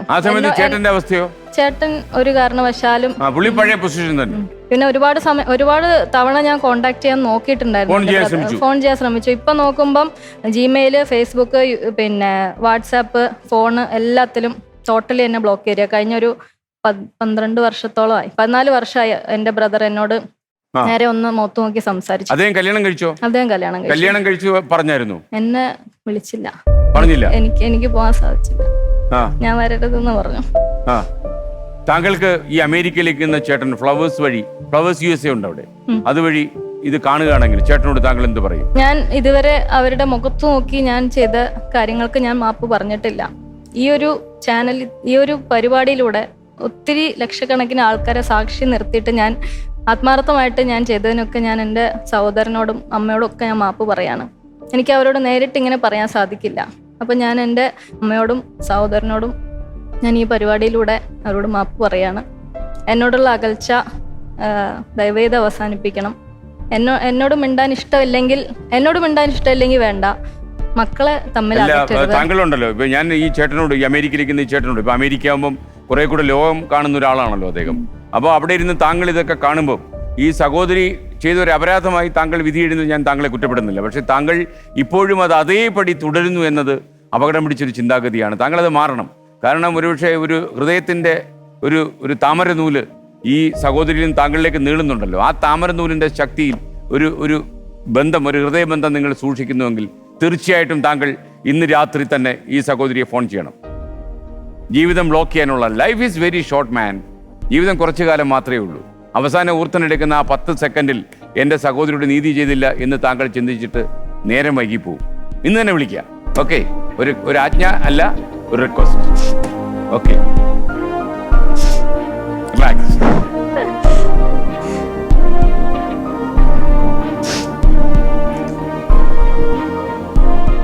വീണ്ടും ഞാൻ പറയുന്നത് സാറിനെ നാക്ക് പൊന്നാവട്ടെ. തീർച്ചയായിട്ടും എനിക്ക് തോന്നുന്നു അദ്ദേഹം മനുഷ്യനാണെങ്കിൽ അദ്ദേഹം ഇതിൽ നിന്നൊക്കെ വിഡ്രോ ചെയ്യും. കാരണം അതേ ഒരു സഹോദരനായിരിക്കും. ചിലപ്പം ഈ മനസ്സിന്റെ അഗാധതയിൽ എവിടെയോ താങ്കളോടൊരു സ്നേഹം, ചിലപ്പോൾ സ്നേഹത്തിന്റെ കൂടുതലുണ്ടായിരിക്കാം ഈ സഹോദരൻ ഇങ്ങനെ ആയിപ്പോയി. കാരണം എന്താ പറയുക, നമ്മളിപ്പോ ചില ആളുകളെ കുറിച്ച് ഒരുപാട് പ്രതീക്ഷകൾ വെക്കും. അവരിങ്ങനെ പ്രതീക്ഷയൊക്കെ അതിന്റെ കടയർത്ത് വീഴ്ത്തി അപ്പുറം ചാടുന്ന സമയത്ത് ഇവർക്കുണ്ടാകുന്ന ഒരു ആഘാതത്തിൽ, താങ്കൾ മനഃശാസ്ത്രം പഠിച്ച ആളല്ലേ? തീർച്ചയായിട്ടും. അപ്പൊ ഞാനൊരു ലേമൻ നോളജിൽ മനഃശാസ്ത്രം പറയുകയാണ് കേട്ടോ. എനിക്ക് മനസ്സിലാവുന്നു സാർ. എനിക്ക് ഒരു ദേഷ്യവും ഇല്ല, ഒരു വിരോധവും ഇല്ല. എന്നോടൊന്നും മിണ്ടിയാ മതി. എന്റെ ബ്ലോക്ക് ഒന്നും മാറ്റി. എന്റെ മനസ്സ് പറയുന്നത് അറിയാമോ, നിങ്ങളുടെ സഹോദരൻ നിങ്ങളുടെ ജീവിതത്തിലേക്ക് തിരിച്ചു വരുമെന്നാണ്.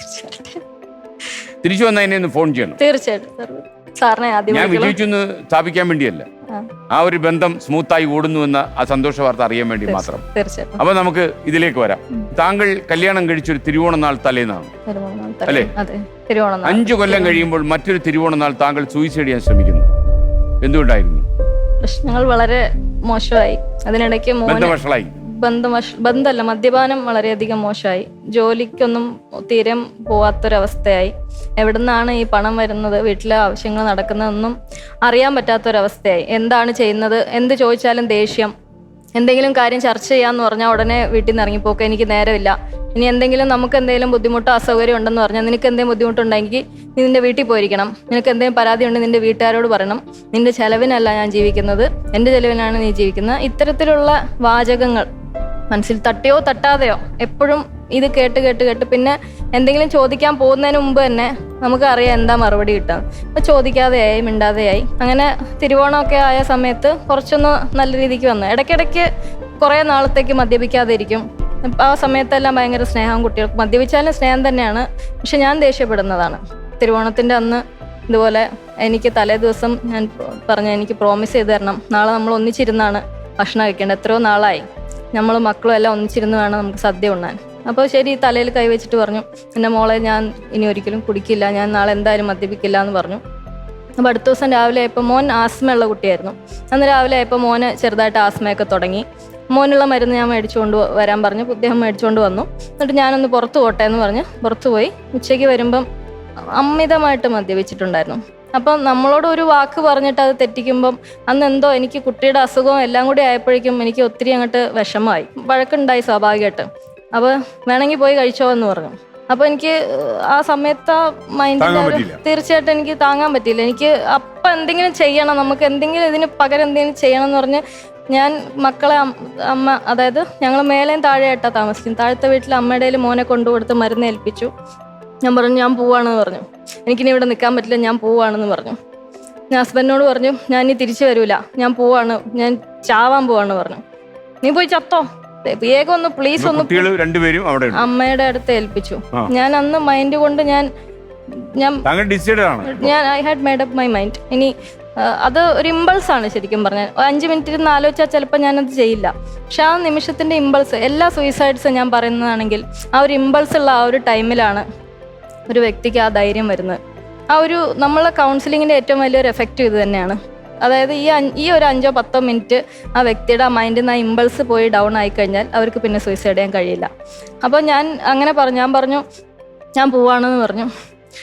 അപ്പോൾ പുള്ളി പറഞ്ഞു, പോയിക്കോ, ബോധമില്ലാതിരിക്കുകയാണല്ലോ, നല്ല മദ്യപിച്ചിരിക്കുകയാണ്, നീ എപ്പോഴെങ്കിലും നമ്മൾ മരിക്കാന്ന് പറഞ്ഞാൽ പ്ലീസ് ഒന്ന് പോയി മരിക്കോ, ശല്യം ഒഴിഞ്ഞു തരുമോ എന്നേ പറയുള്ളൂ. ആറ്റിറ്റ്യൂഡ് കാണിക്കുന്നതാണ്. അപ്പം ഞാൻ എൻ്റെ ഒരു സ്കൂട്ടർ എടുത്തിട്ട് ഞാൻ ഇറങ്ങി. ഒരുപാട് കരഞ്ഞു. അന്നത്തെ മൈൻഡ് എന്താണെന്ന് ഇപ്പം എനിക്ക് ഓർത്തെടുക്കാൻ പോലും പറ്റുന്നില്ല. അന്നത്തെ മാനസികാവസ്ഥ എങ്ങനെ അത്രയും ഞാൻ പോയി എന്നൊക്കെ. ഞാൻ വലിയതുറ പാലത്തിൻ്റെ പൊട്ടിക്കിടന്ന ഒരു സൈഡ്, കടൽപ്പാലമാണ് തിരുവനന്തപുരത്ത്. അപ്പോൾ അവിടെ പോയിട്ട് അവിടെ ഇങ്ങനെ പാലത്തിൻ്റെ സൈഡിൽ ഇങ്ങനെ നിന്നു.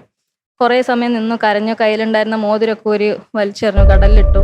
ഞാനിങ്ങനെ നിൽക്കുകയാണ്. എനിക്ക് ചാടണം എന്നുണ്ട്, തിരിച്ചു പോകാൻ തോന്നുന്നില്ല, ചാടാനുള്ള ധൈര്യം വരുന്നില്ല. കടലൊക്കെ കാണുമ്പോൾ പേടിയുമുണ്ട്. എന്നാലും ഞാൻ തിരിച്ചു പോയില്ല. ഞാനിത് ചാടി മരിച്ചിട്ടേ ഇന്ന് ഉള്ളൂ എന്ന് വിചാരിച്ച് നിന്ന സമയത്ത് എൻ്റെ അമ്മ ഫോണിൽ വിളിക്കുകയാണ്. ഫോണിൽ വിളിച്ചപ്പോൾ ഞാൻ കാര്യങ്ങളെല്ലാം പറഞ്ഞു, ഒരുപാട് അമ്മയോട് കരഞ്ഞു. അമ്മ എനിക്ക് ഇനി ഇവിടെ നിൽക്കാൻ ഒരു രീതിയിലും പറ്റില്ല, ഞാൻ മരിക്കാനാണ് വന്നിരിക്കുന്നത് പറഞ്ഞു. അമ്മ വല്ലാതെ ഷോക്കായി, അമ്മ വല്ലാതെ ആങ്ഷ്യസ് ആയി. അമ്മ എന്നോട് കുറേ നേരം സംസാരിച്ചു. ഒരു പക്ഷെ അമ്മ അന്ന് എന്നോട് സംസാരിച്ചില്ലായിരുന്നെങ്കിൽ ഞാൻ ആ കടലിൽ ചാടി അന്നേ ഞാൻ മരിച്ച എൻ്റെ മക്കള് 2 പേരും അനാഥരായി പോയത്. അപ്പം അമ്മ എന്നോട് പറഞ്ഞു, ഞങ്ങളിപ്പോൾ നിൽക്കുന്ന വീട്ടിൽ എനിക്ക് നിന്നെ താമസിപ്പിക്കാൻ സാധിക്കില്ല, ആങ്ങളെ സമ്മതിക്കില്ല. അപ്പം കുറച്ചൊന്ന് വെയിറ്റ് ചെയ്യോ, മലപ്പുറത്ത് അമ്മയുടെ സ്ഥലമുണ്ട്, അവിടെ വീട് വെക്കാൻ പോകണം, ഒരു 6 മാസം കടിച്ചു പിടിച്ച് എങ്ങനെയും നിൽക്ക്, വീട് വെച്ച ശേഷം നീ ഇങ്ങോട്ട് പോരുമെന്ന് പറഞ്ഞു. അപ്പോഴും എനിക്ക് അങ്ങനെയൊന്നും ആ ചിന്ത എൻ്റെ മനസ്സിലില്ല, ഇതൊന്നും നടക്കില്ല, എനിക്ക് ജീവിക്കേണ്ടെന്ന് തന്നെയായിരുന്നു. പിന്നെയും കുറേ ഏകദേശം ഉച്ചയ്ക്കൊരു 3 മണി മുതൽ രാത്രി ഒരു 11 മണി വരെ ഞാൻ എവിടേക്കോ അലഞ്ഞു നടന്നു. എവിടെ പോയെന്ന് കുറേ നിന്നു, ഇരുട്ടുന്നവരെ നിന്നു. ആരും മൈൻഡ് ചെയ്തില്ല, ആരും ചോദിച്ചില്ല. പലരും നോക്കി വന്നു പോണ ആൾക്കാരായതുകൊണ്ട് ഈ പെണ്ണെന്താ ഇവിടെ നിൽക്കുന്നതെന്ന് ആരും ശ്രദ്ധിച്ചില്ല. പിന്നെ അന്ന് തിരുവോണമാണല്ലോ, നമ്മുടെ പിന്നെ വെള്ളയമ്പലം മ്യൂസിയം ഭാഗത്തൊക്കെ ഭയങ്കര തിരക്കുള്ള ആഘോഷമുള്ള സ്ഥലമാണ്. അപ്പൊ എൻ്റെ കയ്യിൽ 10 പൈസ ഇല്ല. വണ്ടിയിൽ വീടെത്താനുള്ള പെട്രോൾ ഉണ്ട്, വേറെ 1 രൂപ എൻ്റെ കയ്യിലില്ല. അമ്മ എന്നെ വിളിച്ചിട്ട് പറഞ്ഞു, ഇനി ഒരു രക്ഷയില്ല, നിനക്ക് തിരിച്ചാ വീട്ടിൽ പോകണ്ടെന്നുണ്ടെങ്കിൽ കയ്യിൽ എന്തെങ്കിലും ആരെന്തെങ്കിലും കടം വാങ്ങിയിട്ട് ഇനി ഒരു വണ്ടി കയറി ഇങ്ങോട്ട് പോരേന്ന് പറഞ്ഞു. അപ്പം ഞാൻ അങ്ങനെ ചെയ്യാമെന്ന് വിചാരിച്ചു. കുറേ കഴിഞ്ഞപ്പം വീട്ടിൽ നിന്ന് മോനെ ഞാൻ അമ്മായിയമ്മയെ ഏൽപ്പിച്ചാണല്ലോ വന്നത്. അപ്പം അമ്മായിയമ്മ വിളിച്ചിട്ട് പറഞ്ഞു, മോനെ മരുന്ന് എന്താ കൊടുക്കേണ്ടത്, മോൻ കരയുന്നു, ശ്വാസം മുട്ടൽ കൂടുതലുണ്ടെന്ന് പറഞ്ഞു. അപ്പോഴേക്കും മൈൻഡ് മാറി, എങ്ങനെയും ഈ കുട്ടിയുടെ അടുത്ത് എത്തണം എന്നുള്ള ചിന്തയായി. പിന്നെ മനസ്സിൽ വല്ലാത്തൊരു വടംവലി നടക്കുകയാണ്. പോണോ വേണ്ടേ, നിൽക്കണോ, ഇനി ആ വീട്ടിലേക്ക് ചെന്ന് കയറണോ, കുട്ടികളെ എടുത്തോണ്ട് വീണ്ടും ഇറങ്ങണോ, അങ്ങനെ ഒരുപാട് ചോദ്യങ്ങളായിരുന്നു മനസ്സിൽ.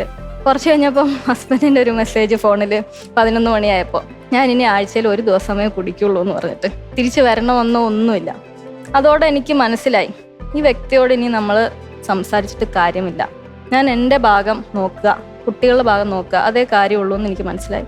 അങ്ങനെ ഞാൻ തിരിച്ച് വീട്ടിലേക്ക് വന്നു. മോനെയൊക്കെ ഞാൻ നോക്കി. പിന്നെ അങ്ങോട്ട് ഞാൻ ജീവിച്ചത് മുഴുവനും ഈ കുഞ്ഞുങ്ങളുടെ ഒരു ഇതിന് വേണ്ടിയിട്ടാണ്, കുട്ടികളെ ഒന്ന് നന്നാക്കി കൊണ്ടുവരാൻ വേണ്ടിയിട്ടായിരുന്നു. എൻ്റെ മോൻ ഇത്ര ഉള്ളപ്പോൾ ഞാൻ അവനെ സ്കൂട്ടറിൻ്റെ ഫ്രണ്ട് 2 കാലിൻ്റെ നടുക്ക് വെച്ചിട്ട് ഞാൻ അവനെ എല്ലായിടത്തും തെറാപ്പിക്ക് കൊണ്ടുപോയിട്ടുണ്ട്. ഒരു ആഴ്ചയിൽ തന്നെ 5-6 സ്ഥലങ്ങളിൽ തെറാപ്പിക്ക് കൊണ്ടുപോയിട്ടുണ്ട്. അന്ന് എൻ്റെ കയ്യിൽ പൈസയൊന്നുമില്ല. അപ്പം ഇവരുടെ അച്ഛൻ്റെ അച്ഛനുണ്ട്, കുട്ടികളെന്ന് വെച്ചാൽ അദ്ദേഹത്തിന് ഭയങ്കര ജീവനാണ്. അദ്ദേഹത്തിനെ പറ്റി എടുത്തു പറയേണ്ട ഒരു കാര്യം എന്ന് പറഞ്ഞാൽ, ഞാൻ വന്ന ശേഷം, അതായത് ഞാൻ തിരുവനന്തപുരത്ത് നിന്ന് ഇങ്ങോട്ട് വന്ന ശേഷം ഒരു 3 വർഷത്തോളം എനിക്കൊരു ജോലിയും ഉണ്ടായിരുന്നില്ല. ഒരു സമ്പാദ്യമോ പണമോ ചെലവിനുള്ള പൈസ പോലും ഇല്ലാതെ ഞാൻ വിഷമിച്ചൊരു കാലമുണ്ട്. ആ കാലത്ത് ഒരിക്കൽ ഇദ്ദേഹം, അതായത് അച്ഛൻ, കുട്ടികളെ കാണണം എന്ന് പറഞ്ഞ് മലപ്പുറത്ത് വരികയാണ്. ഏകദേശം ഭർത്താവിൻ്റെ അച്ഛൻ.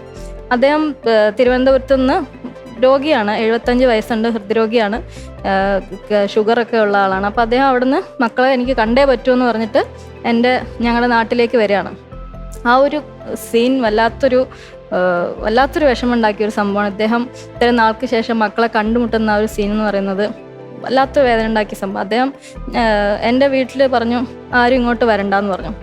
അവരുടെ വീട്ടിൽ നിന്ന് ആരും ഇങ്ങോട്ട് വരണ്ടെന്ന് പറഞ്ഞു. അപ്പോൾ അച്ഛൻ പറഞ്ഞു, എന്നാൽ കുറച്ച് ദൂരെ ഒരു ജംഗ്ഷനുണ്ട്, ആ ജംഗ്ഷനിലേക്ക് മക്കളെ എടുത്തിട്ട് വരാൻ പറഞ്ഞു.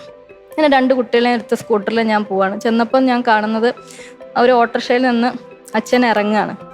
അച്ഛൻ്റെ കയ്യിൽ 2-3 വലിയൊരു ബാഗൊക്കെ ഉണ്ട്. ഈ ബാഗ് ഇങ്ങനെ എടുക്കുമ്പോൾ അതിൽ നിന്ന് ലോഡ് കണക്കിന് ബിസ്ക്കറ്റ്, ചിപ്സ്, മിക്സർ, കുട്ടികൾക്ക് വേണ്ടി കരുതി വെച്ച സാധനങ്ങൾ ഇങ്ങനെ നിലത്തേക്ക് വീഴുന്നു.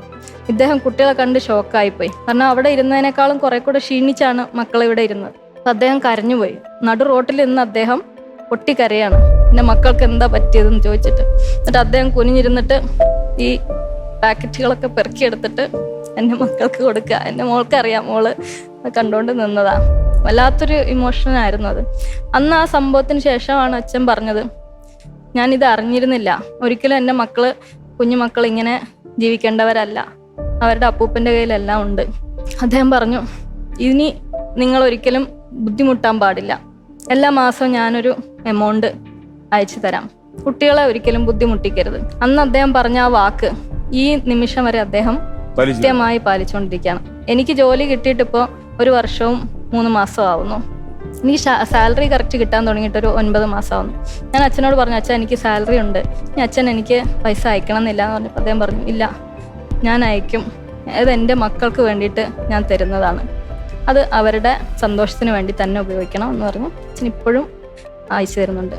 അപ്പോൾ അച്ഛനെ ഭർത്താവിന്റെ വീട്ടുകാർക്ക് അറിയാമോ? ഇപ്പൊ അറിയാം, ആദ്യം അറിയില്ലായിരുന്നു, പിന്നീട് അവര് അറിഞ്ഞു. ഈ ഡിവോഴ്സ് പെറ്റീഷൻ കൊടുത്തത് ഈ അച്ഛൻ അറിയാമോ? അച്ഛന് വല്ലാത്തൊരു സങ്കടം എന്താന്ന് വെച്ച് കഴിഞ്ഞാല്, ഞാനൊരു പുനർവിവാഹം കഴിക്കുകയാണെങ്കിൽ രണ്ടാമത് വരുന്ന ആ വ്യക്തിക്ക് കുട്ടികളോടുള്ള ഒരു സ്നേഹബന്ധം എങ്ങനെയായിരിക്കും എന്നുള്ളത് അനിശ്ചിതമാണല്ലോ. അപ്പൊ അതുകൊണ്ടാണ് അച്ഛനൊരു വിഷമമുള്ളത്. താങ്കൾക്ക് അങ്ങനെ ഒരു പ്ലാൻ ഉണ്ടോ? ഒരിക്കലും ഇല്ല സർ. ഇല്ല. അല്ല, അച്ഛനോട് അങ്ങനെ സംസാരിച്ചിട്ടുണ്ടോ? ഇല്ല. ഇല്ല. അദ്ദേഹത്തിന് അങ്ങനെ സംശയം, വെറുതെ ഒരു ഗസ് ചെയ്താണ് അദ്ദേഹത്തിന്റെ ഫുൾ ഫോക്കസ് എന്ന് പറഞ്ഞാൽ ഈ കുഞ്ഞുങ്ങളുടെ മക്കളിലാണ് ഫോക്കസ്. അവരുടെ കാര്യങ്ങളാണ് അദ്ദേഹത്തിന് ഏറ്റവും ജീവിതത്തിൽ ഏറ്റവും ഇഷ്ടവും സ്നേഹമൊക്കെ ഈ കുഞ്ഞുങ്ങളോടാണ്. ആദ്യമായിട്ടുണ്ടായ പേരക്കുട്ടികളാണ്. അപ്പം അദ്ദേഹം പറഞ്ഞത് ഈ ഒരു കാര്യമാണ്, മക്കളെ ഒരിക്കലും വിഷമിപ്പിക്കരുത്, വേദനിപ്പിക്കരുത്. ഞാൻ സീരിയസ് ബിസിനസ്സിലേക്ക് വരുന്നു. നമ്മളെ ചോദ്യം മറന്നുപോയി എന്റെ ഇടയ്ക്ക്. 70,000 രൂപയുടെ ചോദ്യം ചോദ്യം ഇങ്ങനെ പിടയ്ക്കുന്ന മത്സ്യം എന്നൊക്കെ പറഞ്ഞു. അതുപോലെ പിടയ്ക്കണ മീന്. അപ്പോ മോണിറ്റർ,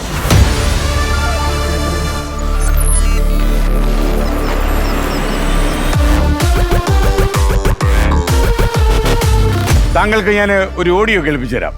അല്ലേ, പാട്ടുകാരിയല്ലേ? കേട്ടോളൂ. ഇനിയാണ് ചോദ്യം. ഏതാണ് ഈ പാട്ട്? ഈ ഓർക്കസ്ട്രേഷൻ കൊണ്ട് ഈ പാട്ട് മനസ്സിലാവൂ. ഓപ്ഷൻ എ ആറാട്ടിനാനകൾ എഴുന്നള്ളി, ഓപ്ഷൻ ബി നിലാവയുമായുമോ, ഓപ്ഷൻ സി പാതിരാ മഴ ഏതോ, ഓപ്ഷൻ ഡി പാതിരാ കിളി വരൂ, ഓപ്ഷൻ എ മഴനീർത്തുള്ളികൾ.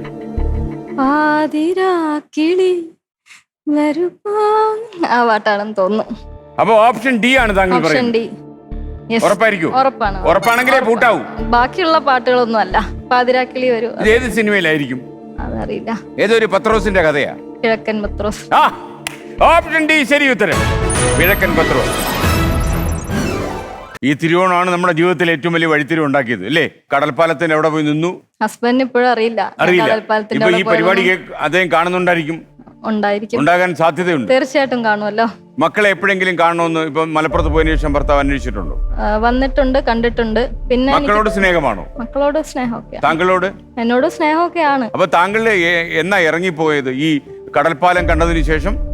അത് കഴിഞ്ഞ് പിന്നെയും ഞാൻ ഒരു 2 വർഷം കൂടെ. അതേ ഈ ആഴ്ചയിൽ ഒരിക്കലേ കുടിക്കുന്നുള്ള ഫ്രീക്വൻസി അതേ കീപ്പ് ചെയ്തോ? ഇല്ല. ഫ്രീക്വന്റ് ആയി. ചിലപ്പോ നിർത്തും, കുറച്ച് ദിവസത്തേക്ക് പിന്നെ ഉണ്ടാവില്ല, പിന്നെ അങ്ങോട്ട് വീണ്ടും. നമ്മുടെ ഇപ്പൊ നാട്ടിൽ മഴ പെയ്യുന്നില്ലായിരുന്നു.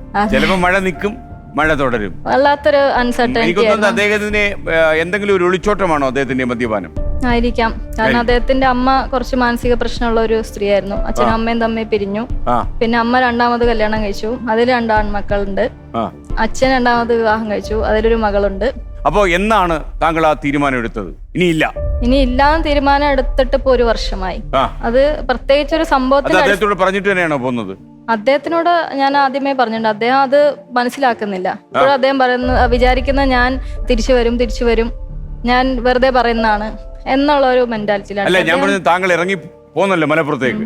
ആ പോകുന്ന ദിവസം ആ സമയത്തൊക്കെ അദ്ദേഹം ഫുൾ മദ്യത്തിന് പറഞ്ഞിട്ട് കാര്യമില്ല. കല്യാണം സഹോദരൻ അറിഞ്ഞിട്ടില്ല. ഈ താങ്കൾ ഇറങ്ങിപ്പോരുന്നു എന്നുള്ള കാര്യം സഹോദരനെ അറിയിച്ചോ? പറഞ്ഞിട്ടുണ്ടായിരുന്നു. അത്ര താല്പര്യം ഇല്ലെങ്കിലും വന്നോട്ടെ എന്നുള്ളൊരു എതിർത്തില്ല. എന്നാലും പിന്നെ ഞാൻ പറഞ്ഞു 6 മാസത്തേക്ക് എനിക്ക് ഇവിടെ നിൽക്കാനുള്ള അഭയം തരണം എന്നുള്ള രീതിയിൽ. എന്നെ വിളിക്കാൻ പറ്റില്ല, അപ്പൊ ഞാൻ മെസ്സേജ് അയച്ചപ്പോൾ ഒന്നും പറഞ്ഞില്ല, മറുപടി ഒന്നും തന്നില്ല. പക്ഷെ കറക്റ്റ് 6 മാസം കഴിഞ്ഞപ്പോൾ എന്റെ വാട്സാപ്പിലേക്ക് മെസ്സേജ് വന്നു, നീ പറഞ്ഞ 6 മാസം കഴിഞ്ഞു, എപ്പോഴാണ് ഇറങ്ങുന്നത്? കണക്കനാണല്ലോ ആള്. കണക്കിലൊക്കെ ആള് സൂപ്പറായി. 6 മാസം കാത്തിരുന്ന് വാട്സാപ്പിൽ ഒരു സന്ദേശം അയച്ചല്ലോ. കണക്കിലൊക്കെ ആള് പുലിയാണ്. ഒരുപക്ഷെ അദ്ദേഹം സ്നേഹസമ്പന്നനായതുകൊണ്ടുള്ള ആധിക്യം കൊണ്ട് വരുന്ന അപകടമാണോ ഇതൊക്കെ, അതോ അദ്ദേഹം ഇത് കണിച്ചക്കാരനായതുകൊണ്ടാണ്? സ്നേഹസമ്പന്നൻ തന്നെയാണ്, തീർച്ചയായിട്ടും ഭയങ്കര സ്നേഹം തന്നെയാണ്. പിന്നെ ഓരോ വ്യക്തിത്വങ്ങളല്ലേ സാർ, ഒരു വ്യക്തിത്വത്തിന് ചിലപ്പം ഹേർട്ടായി കഴിഞ്ഞാൽ പിന്നെ അത് ക്ഷമിക്കാൻ കഴിയില്ല. അതൊരു പ്രതികാരമായി അത് മാറ്റുന്നത് എന്തിനാണ്? കാര്യം പ്രതികാരമൊന്നുമില്ല. ഇത് ആരോടാ യുദ്ധം ചെയ്ത് സ്വന്തം സഹോദരൻ? പിന്നെ ഇത് എനിക്ക് കാണണ്ട, ഇഗ്നോർ ചെയ്ത് അങ്ങനെ ഒരു മെന്റാലിറ്റിയാണ്. ഞാൻ ഇത് ഇഗ്നോർ ചെയ്യുന്നു. എനിക്ക് ഈ വ്യക്തിയായിട്ടൊരു കണക്ഷൻ താല്പര്യമില്ല, ഈ വ്യക്തിയായിട്ട് കമ്മ്യൂണിക്കേറ്റ് ചെയ്യാൻ താല്പര്യമില്ല, എനിക്ക് താല്പര്യമില്ല, എൻ്റെ മക്കളെ എനിക്ക് സംസാരിപ്പിക്കാനും താല്പര്യമില്ല. അന്നായിരുന്നു. എപ്പോഴെങ്കിലും ഈ കുട്ടികളെ വീഡിയോ കോളിലോ മറ്റോ അദ്ദേഹം കണ്ടിട്ടുണ്ടോ? അദ്ദേഹം എന്റെ ഫാദർ മരിച്ച കാര്യം ഞാൻ പറഞ്ഞല്ലോ, ആ സമയത്ത് ബ്രദർ വന്നിട്ടുണ്ടായിരുന്നു. അപ്പൊ ഈ കുട്ടികളെല്ലാം കണ്ടിട്ടുണ്ട്. അതുകൊണ്ട് എന്റെ മോനെന്ന് പറഞ്ഞാല് ഒരു പ്രത്യേകത ഉണ്ട്. അവന് എല്ലാരെയും അവന് ഇഷ്ടം തോന്നി അവൻ പോയി ഉമ്മ വെച്ചോണ്ടേയിരിക്കും.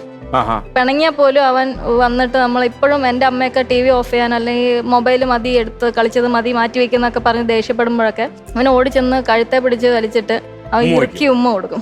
അവനെ സ്നേഹിക്കാൻ മാത്രമേ അറിയുള്ളൂ അവന്. അപ്പൊ അവൻ ഇടയ്ക്ക് ഇങ്ങനെ ബ്രദറിനെ ഉമ്മ വയ്ക്കാനും അങ്ങനെയൊക്കെ പോയപ്പം ഇഷ്ടപ്പെട്ടില്ല, അത് അദ്ദേഹത്തിന് ഇഷ്ടപ്പെട്ടില്ല. പക്ഷെ തുറന്നൊന്നും സംസാരിക്കുന്ന ഒരു പ്രകൃതമല്ല എൻ്റെ ബ്രദർ. അപ്പൊ മനസ്സിൽ എന്താണുള്ളത് നമുക്ക് പലപ്പോഴും അറിയാൻ സാധിക്കില്ല.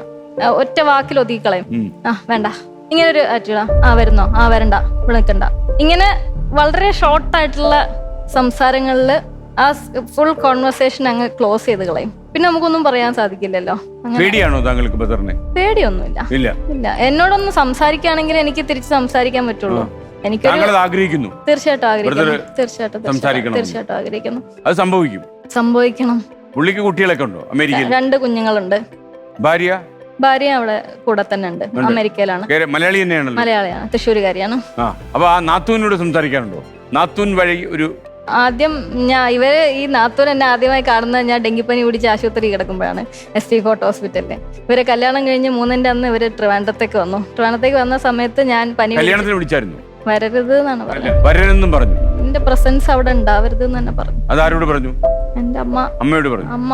പറഞ്ഞു. ബ്രദർ മാത്രമല്ല, കൂടുതലും അച്ഛന്റെ ഫാമിലിയിലായിരുന്നു എതിർപ്പ് അധികം ഉണ്ടായിരുന്നു. താങ്കളെ കാണുന്നത് അയാൾക്കൊരു ദേഷ്യമായിരുന്നു അല്ലേ? ദേഷ്യമായിരുന്നു. വീട്ടിൽ വീഡിയോ കോൾ വിളിക്കുമ്പോഴും അബദ്ധത്തിൽ താങ്കളുടെ ദൃശ്യം കാണാനിടയായാൽ പിന്നെ 1 മാസം അമ്മയെ വിളിക്കില്ല. അങ്ങനെയാണ് ഇപ്പോഴും. ഈ കഴിഞ്ഞ ഇത്രയും വർഷം എന്റെ മക്കൾ ജനിച്ചിട്ട് ഇവർക്ക് 10 വയസ്സായി എന്റെ മക്കൾക്ക്. അവർക്ക് ഓർമ്മ വെച്ച കാലം മുതൽ അവര് പപ്പപ്പ മമ്മമ്മ എന്ന് വിളിക്കുന്നത്. ഞാൻ എന്റെ അച്ഛനെ പപ്പ എന്ന് വിളിക്കും, അവളൊരു പായും കൂടെ ചേർത്ത് പപ്പപ്പ. എന്റെ അമ്മേനെ ഞാൻ അമ്മ എന്ന് വിളിക്കും, ഒരു മായും കൂടെ ചേർത്ത് അവർ മമ്മമ്മ എന്ന് വിളിക്കും. അങ്ങനെയാണ് വിളിക്കുന്നത്. അപ്പൊ ഇവരെ കാണാൻ വരുമ്പോഴത്തേക്കും ഈ ബ്രദർ അമേരിക്കയിൽ നിന്ന് വീഡിയോ കോൾ വിളിക്കുന്ന സമയമാണെങ്കിൽ ഞങ്ങൾ ആരും പരിസരത്ത് ഉണ്ടാവാൻ പാടില്ല, ഞങ്ങളുടെ ശബ്ദം കേൾക്കാൻ പാടില്ല, അങ്ങനെയൊക്കെ ഉണ്ട്. അപ്പൊ അങ്ങനെ അത് തെറ്റിച്ചാൽ, അല്ലെങ്കിൽ എനിക്ക് വേണ്ടി എന്തെങ്കിലും ന്യായം പറയുകയോ എന്തെങ്കിലും ചെയ്തു കഴിഞ്ഞാൽ ആ ദേഷ്യം പിന്നെ അമ്മയിലേക്ക് പെർക്കുലേറ്റ് ചെയ്യും. പിന്നെ കുറച്ച് ദിവസം ഫോൺ വിളിക്കാതെ എടുക്കാതെ ഒക്കെ ഇരിക്കും. അപ്പൊ അമ്മയ്ക്ക് മനപ്രയാസം. ആശുപത്രിയിൽ വെച്ച് നാത്തൂൻ കാണുമ്പോൾ താങ്കൾ ഡെങ്കിപ്പനി പിടിച്ച് കിടക്കുന്ന ഈ വേളയിൽ ഈ നാത്തൂൻ വഴി ഒരു പാലം ഉണ്ടാക്കാൻ പറ്റുമായിരുന്നു? ഭർത്താവിന് ഇഷ്ടമല്ലാത്ത ഒരാളുമായിട്ട് ഭാര്യ കമ്മ്യൂണിക്കേറ്റ് ചെയ്യുന്നതിൽ അവർക്കും ചെറിയൊരു പ്രയാസം ഉണ്ടായിരുന്നു. താങ്കളെ കാണാനായിട്ട് വന്നതാണോ ആശുപത്രിയിൽ? അമ്മ കൊണ്ടുവന്നതാണ്. ട്രിവാൻഡ്രത്ത് വന്നപ്പോ ഞാൻ ആശുപത്രി കിടക്കാണെന്ന് അറിഞ്ഞ് അമ്മ എന്നെ കാണാൻ വന്നപ്പം ഈ കുട്ടിയെ കൂടെ അമ്മ വിളിച്ചോണ്ട് വന്നതാണ്. അങ്ങനെ ഒരു തവണയെ ഞാൻ നേരിട്ട് കണ്ടിട്ടുള്ളൂ. അന്ന് പിന്നെ പുതുപ്പെണ്ണല്ലേ, അപ്പൊ ആ ഒരു ഗ്യാപ്പൊക്കെ ഉണ്ടായിരുന്നു. എന്നാലും ഞങ്ങൾ കുറച്ച് സാധാരണ രീതിയിൽ പരിചയപ്പെടുകയും ഒക്കെ ചെയ്തു. പിന്നീട് എപ്പോഴെങ്കിലും നാത്തൂനോട് ഞാൻ ആ കാലത്തൊക്കെ ഇവരൊക്കെ ജനിക്കുന്നതിന് മുമ്പുള്ള കാലത്ത് ഞാൻ കുറച്ച് ചാറ്റിംഗ് ഒക്കെ ചെയ്തിട്ടുണ്ട്. പക്ഷെ ഈ ചാറ്റ് കണ്ടപ്പോ ബ്രദർ പറഞ്ഞു ഇനി ഇത് വേണ്ട, നോ ചാറ്റിംഗ്. പിന്നെ അവരുടെ എല്ലാവരുടെയും സോഷ്യൽ മീഡിയയിൽ ഞാൻ ബ്ലോക്ക്. അപ്പൊ നാത്തൂനും രക്ഷയില്ല, പാലം ഉണ്ടാക്കാൻ പറ്റില്ല. പിന്നെ പാലമായി മാറിയാലോ? പാലമായി മാറട്ടെ എന്ന് ഞാൻ ആഗ്രഹിക്കുകയാണ് ആത്മാർത്ഥമായിട്ട്. തീർച്ചയായിട്ടും 80,000 രൂപയിലേക്ക് കടക്കുന്നു. 80,000 rupees. Monitor please.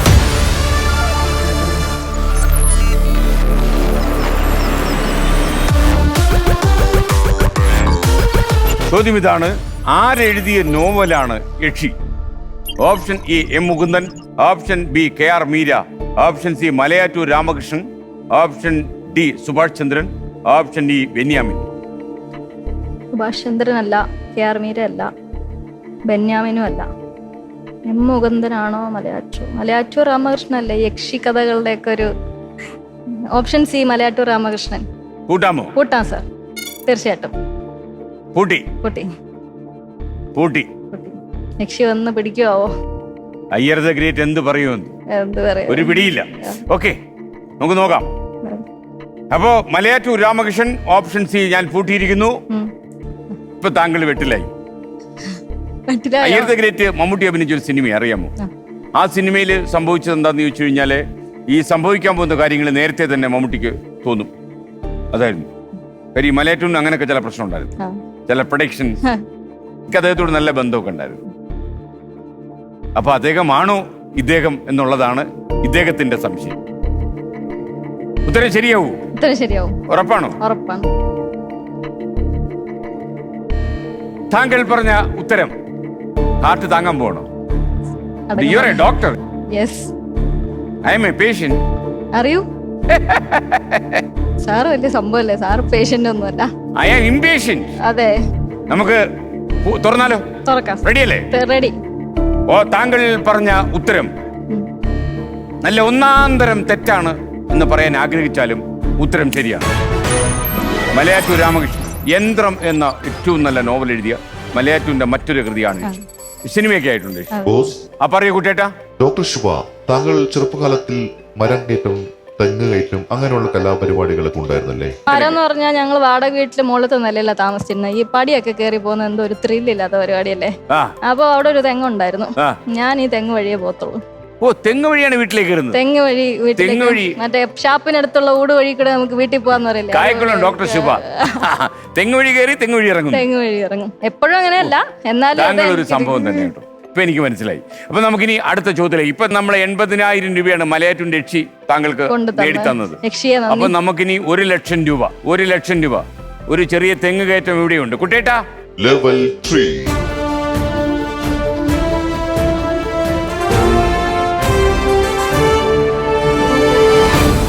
അപ്പൊ ഇനി നമുക്ക് 1 ലക്ഷം രൂപയുടെ ചോദ്യത്തിലേക്ക് കിടക്കാം. 1 lakh rupees.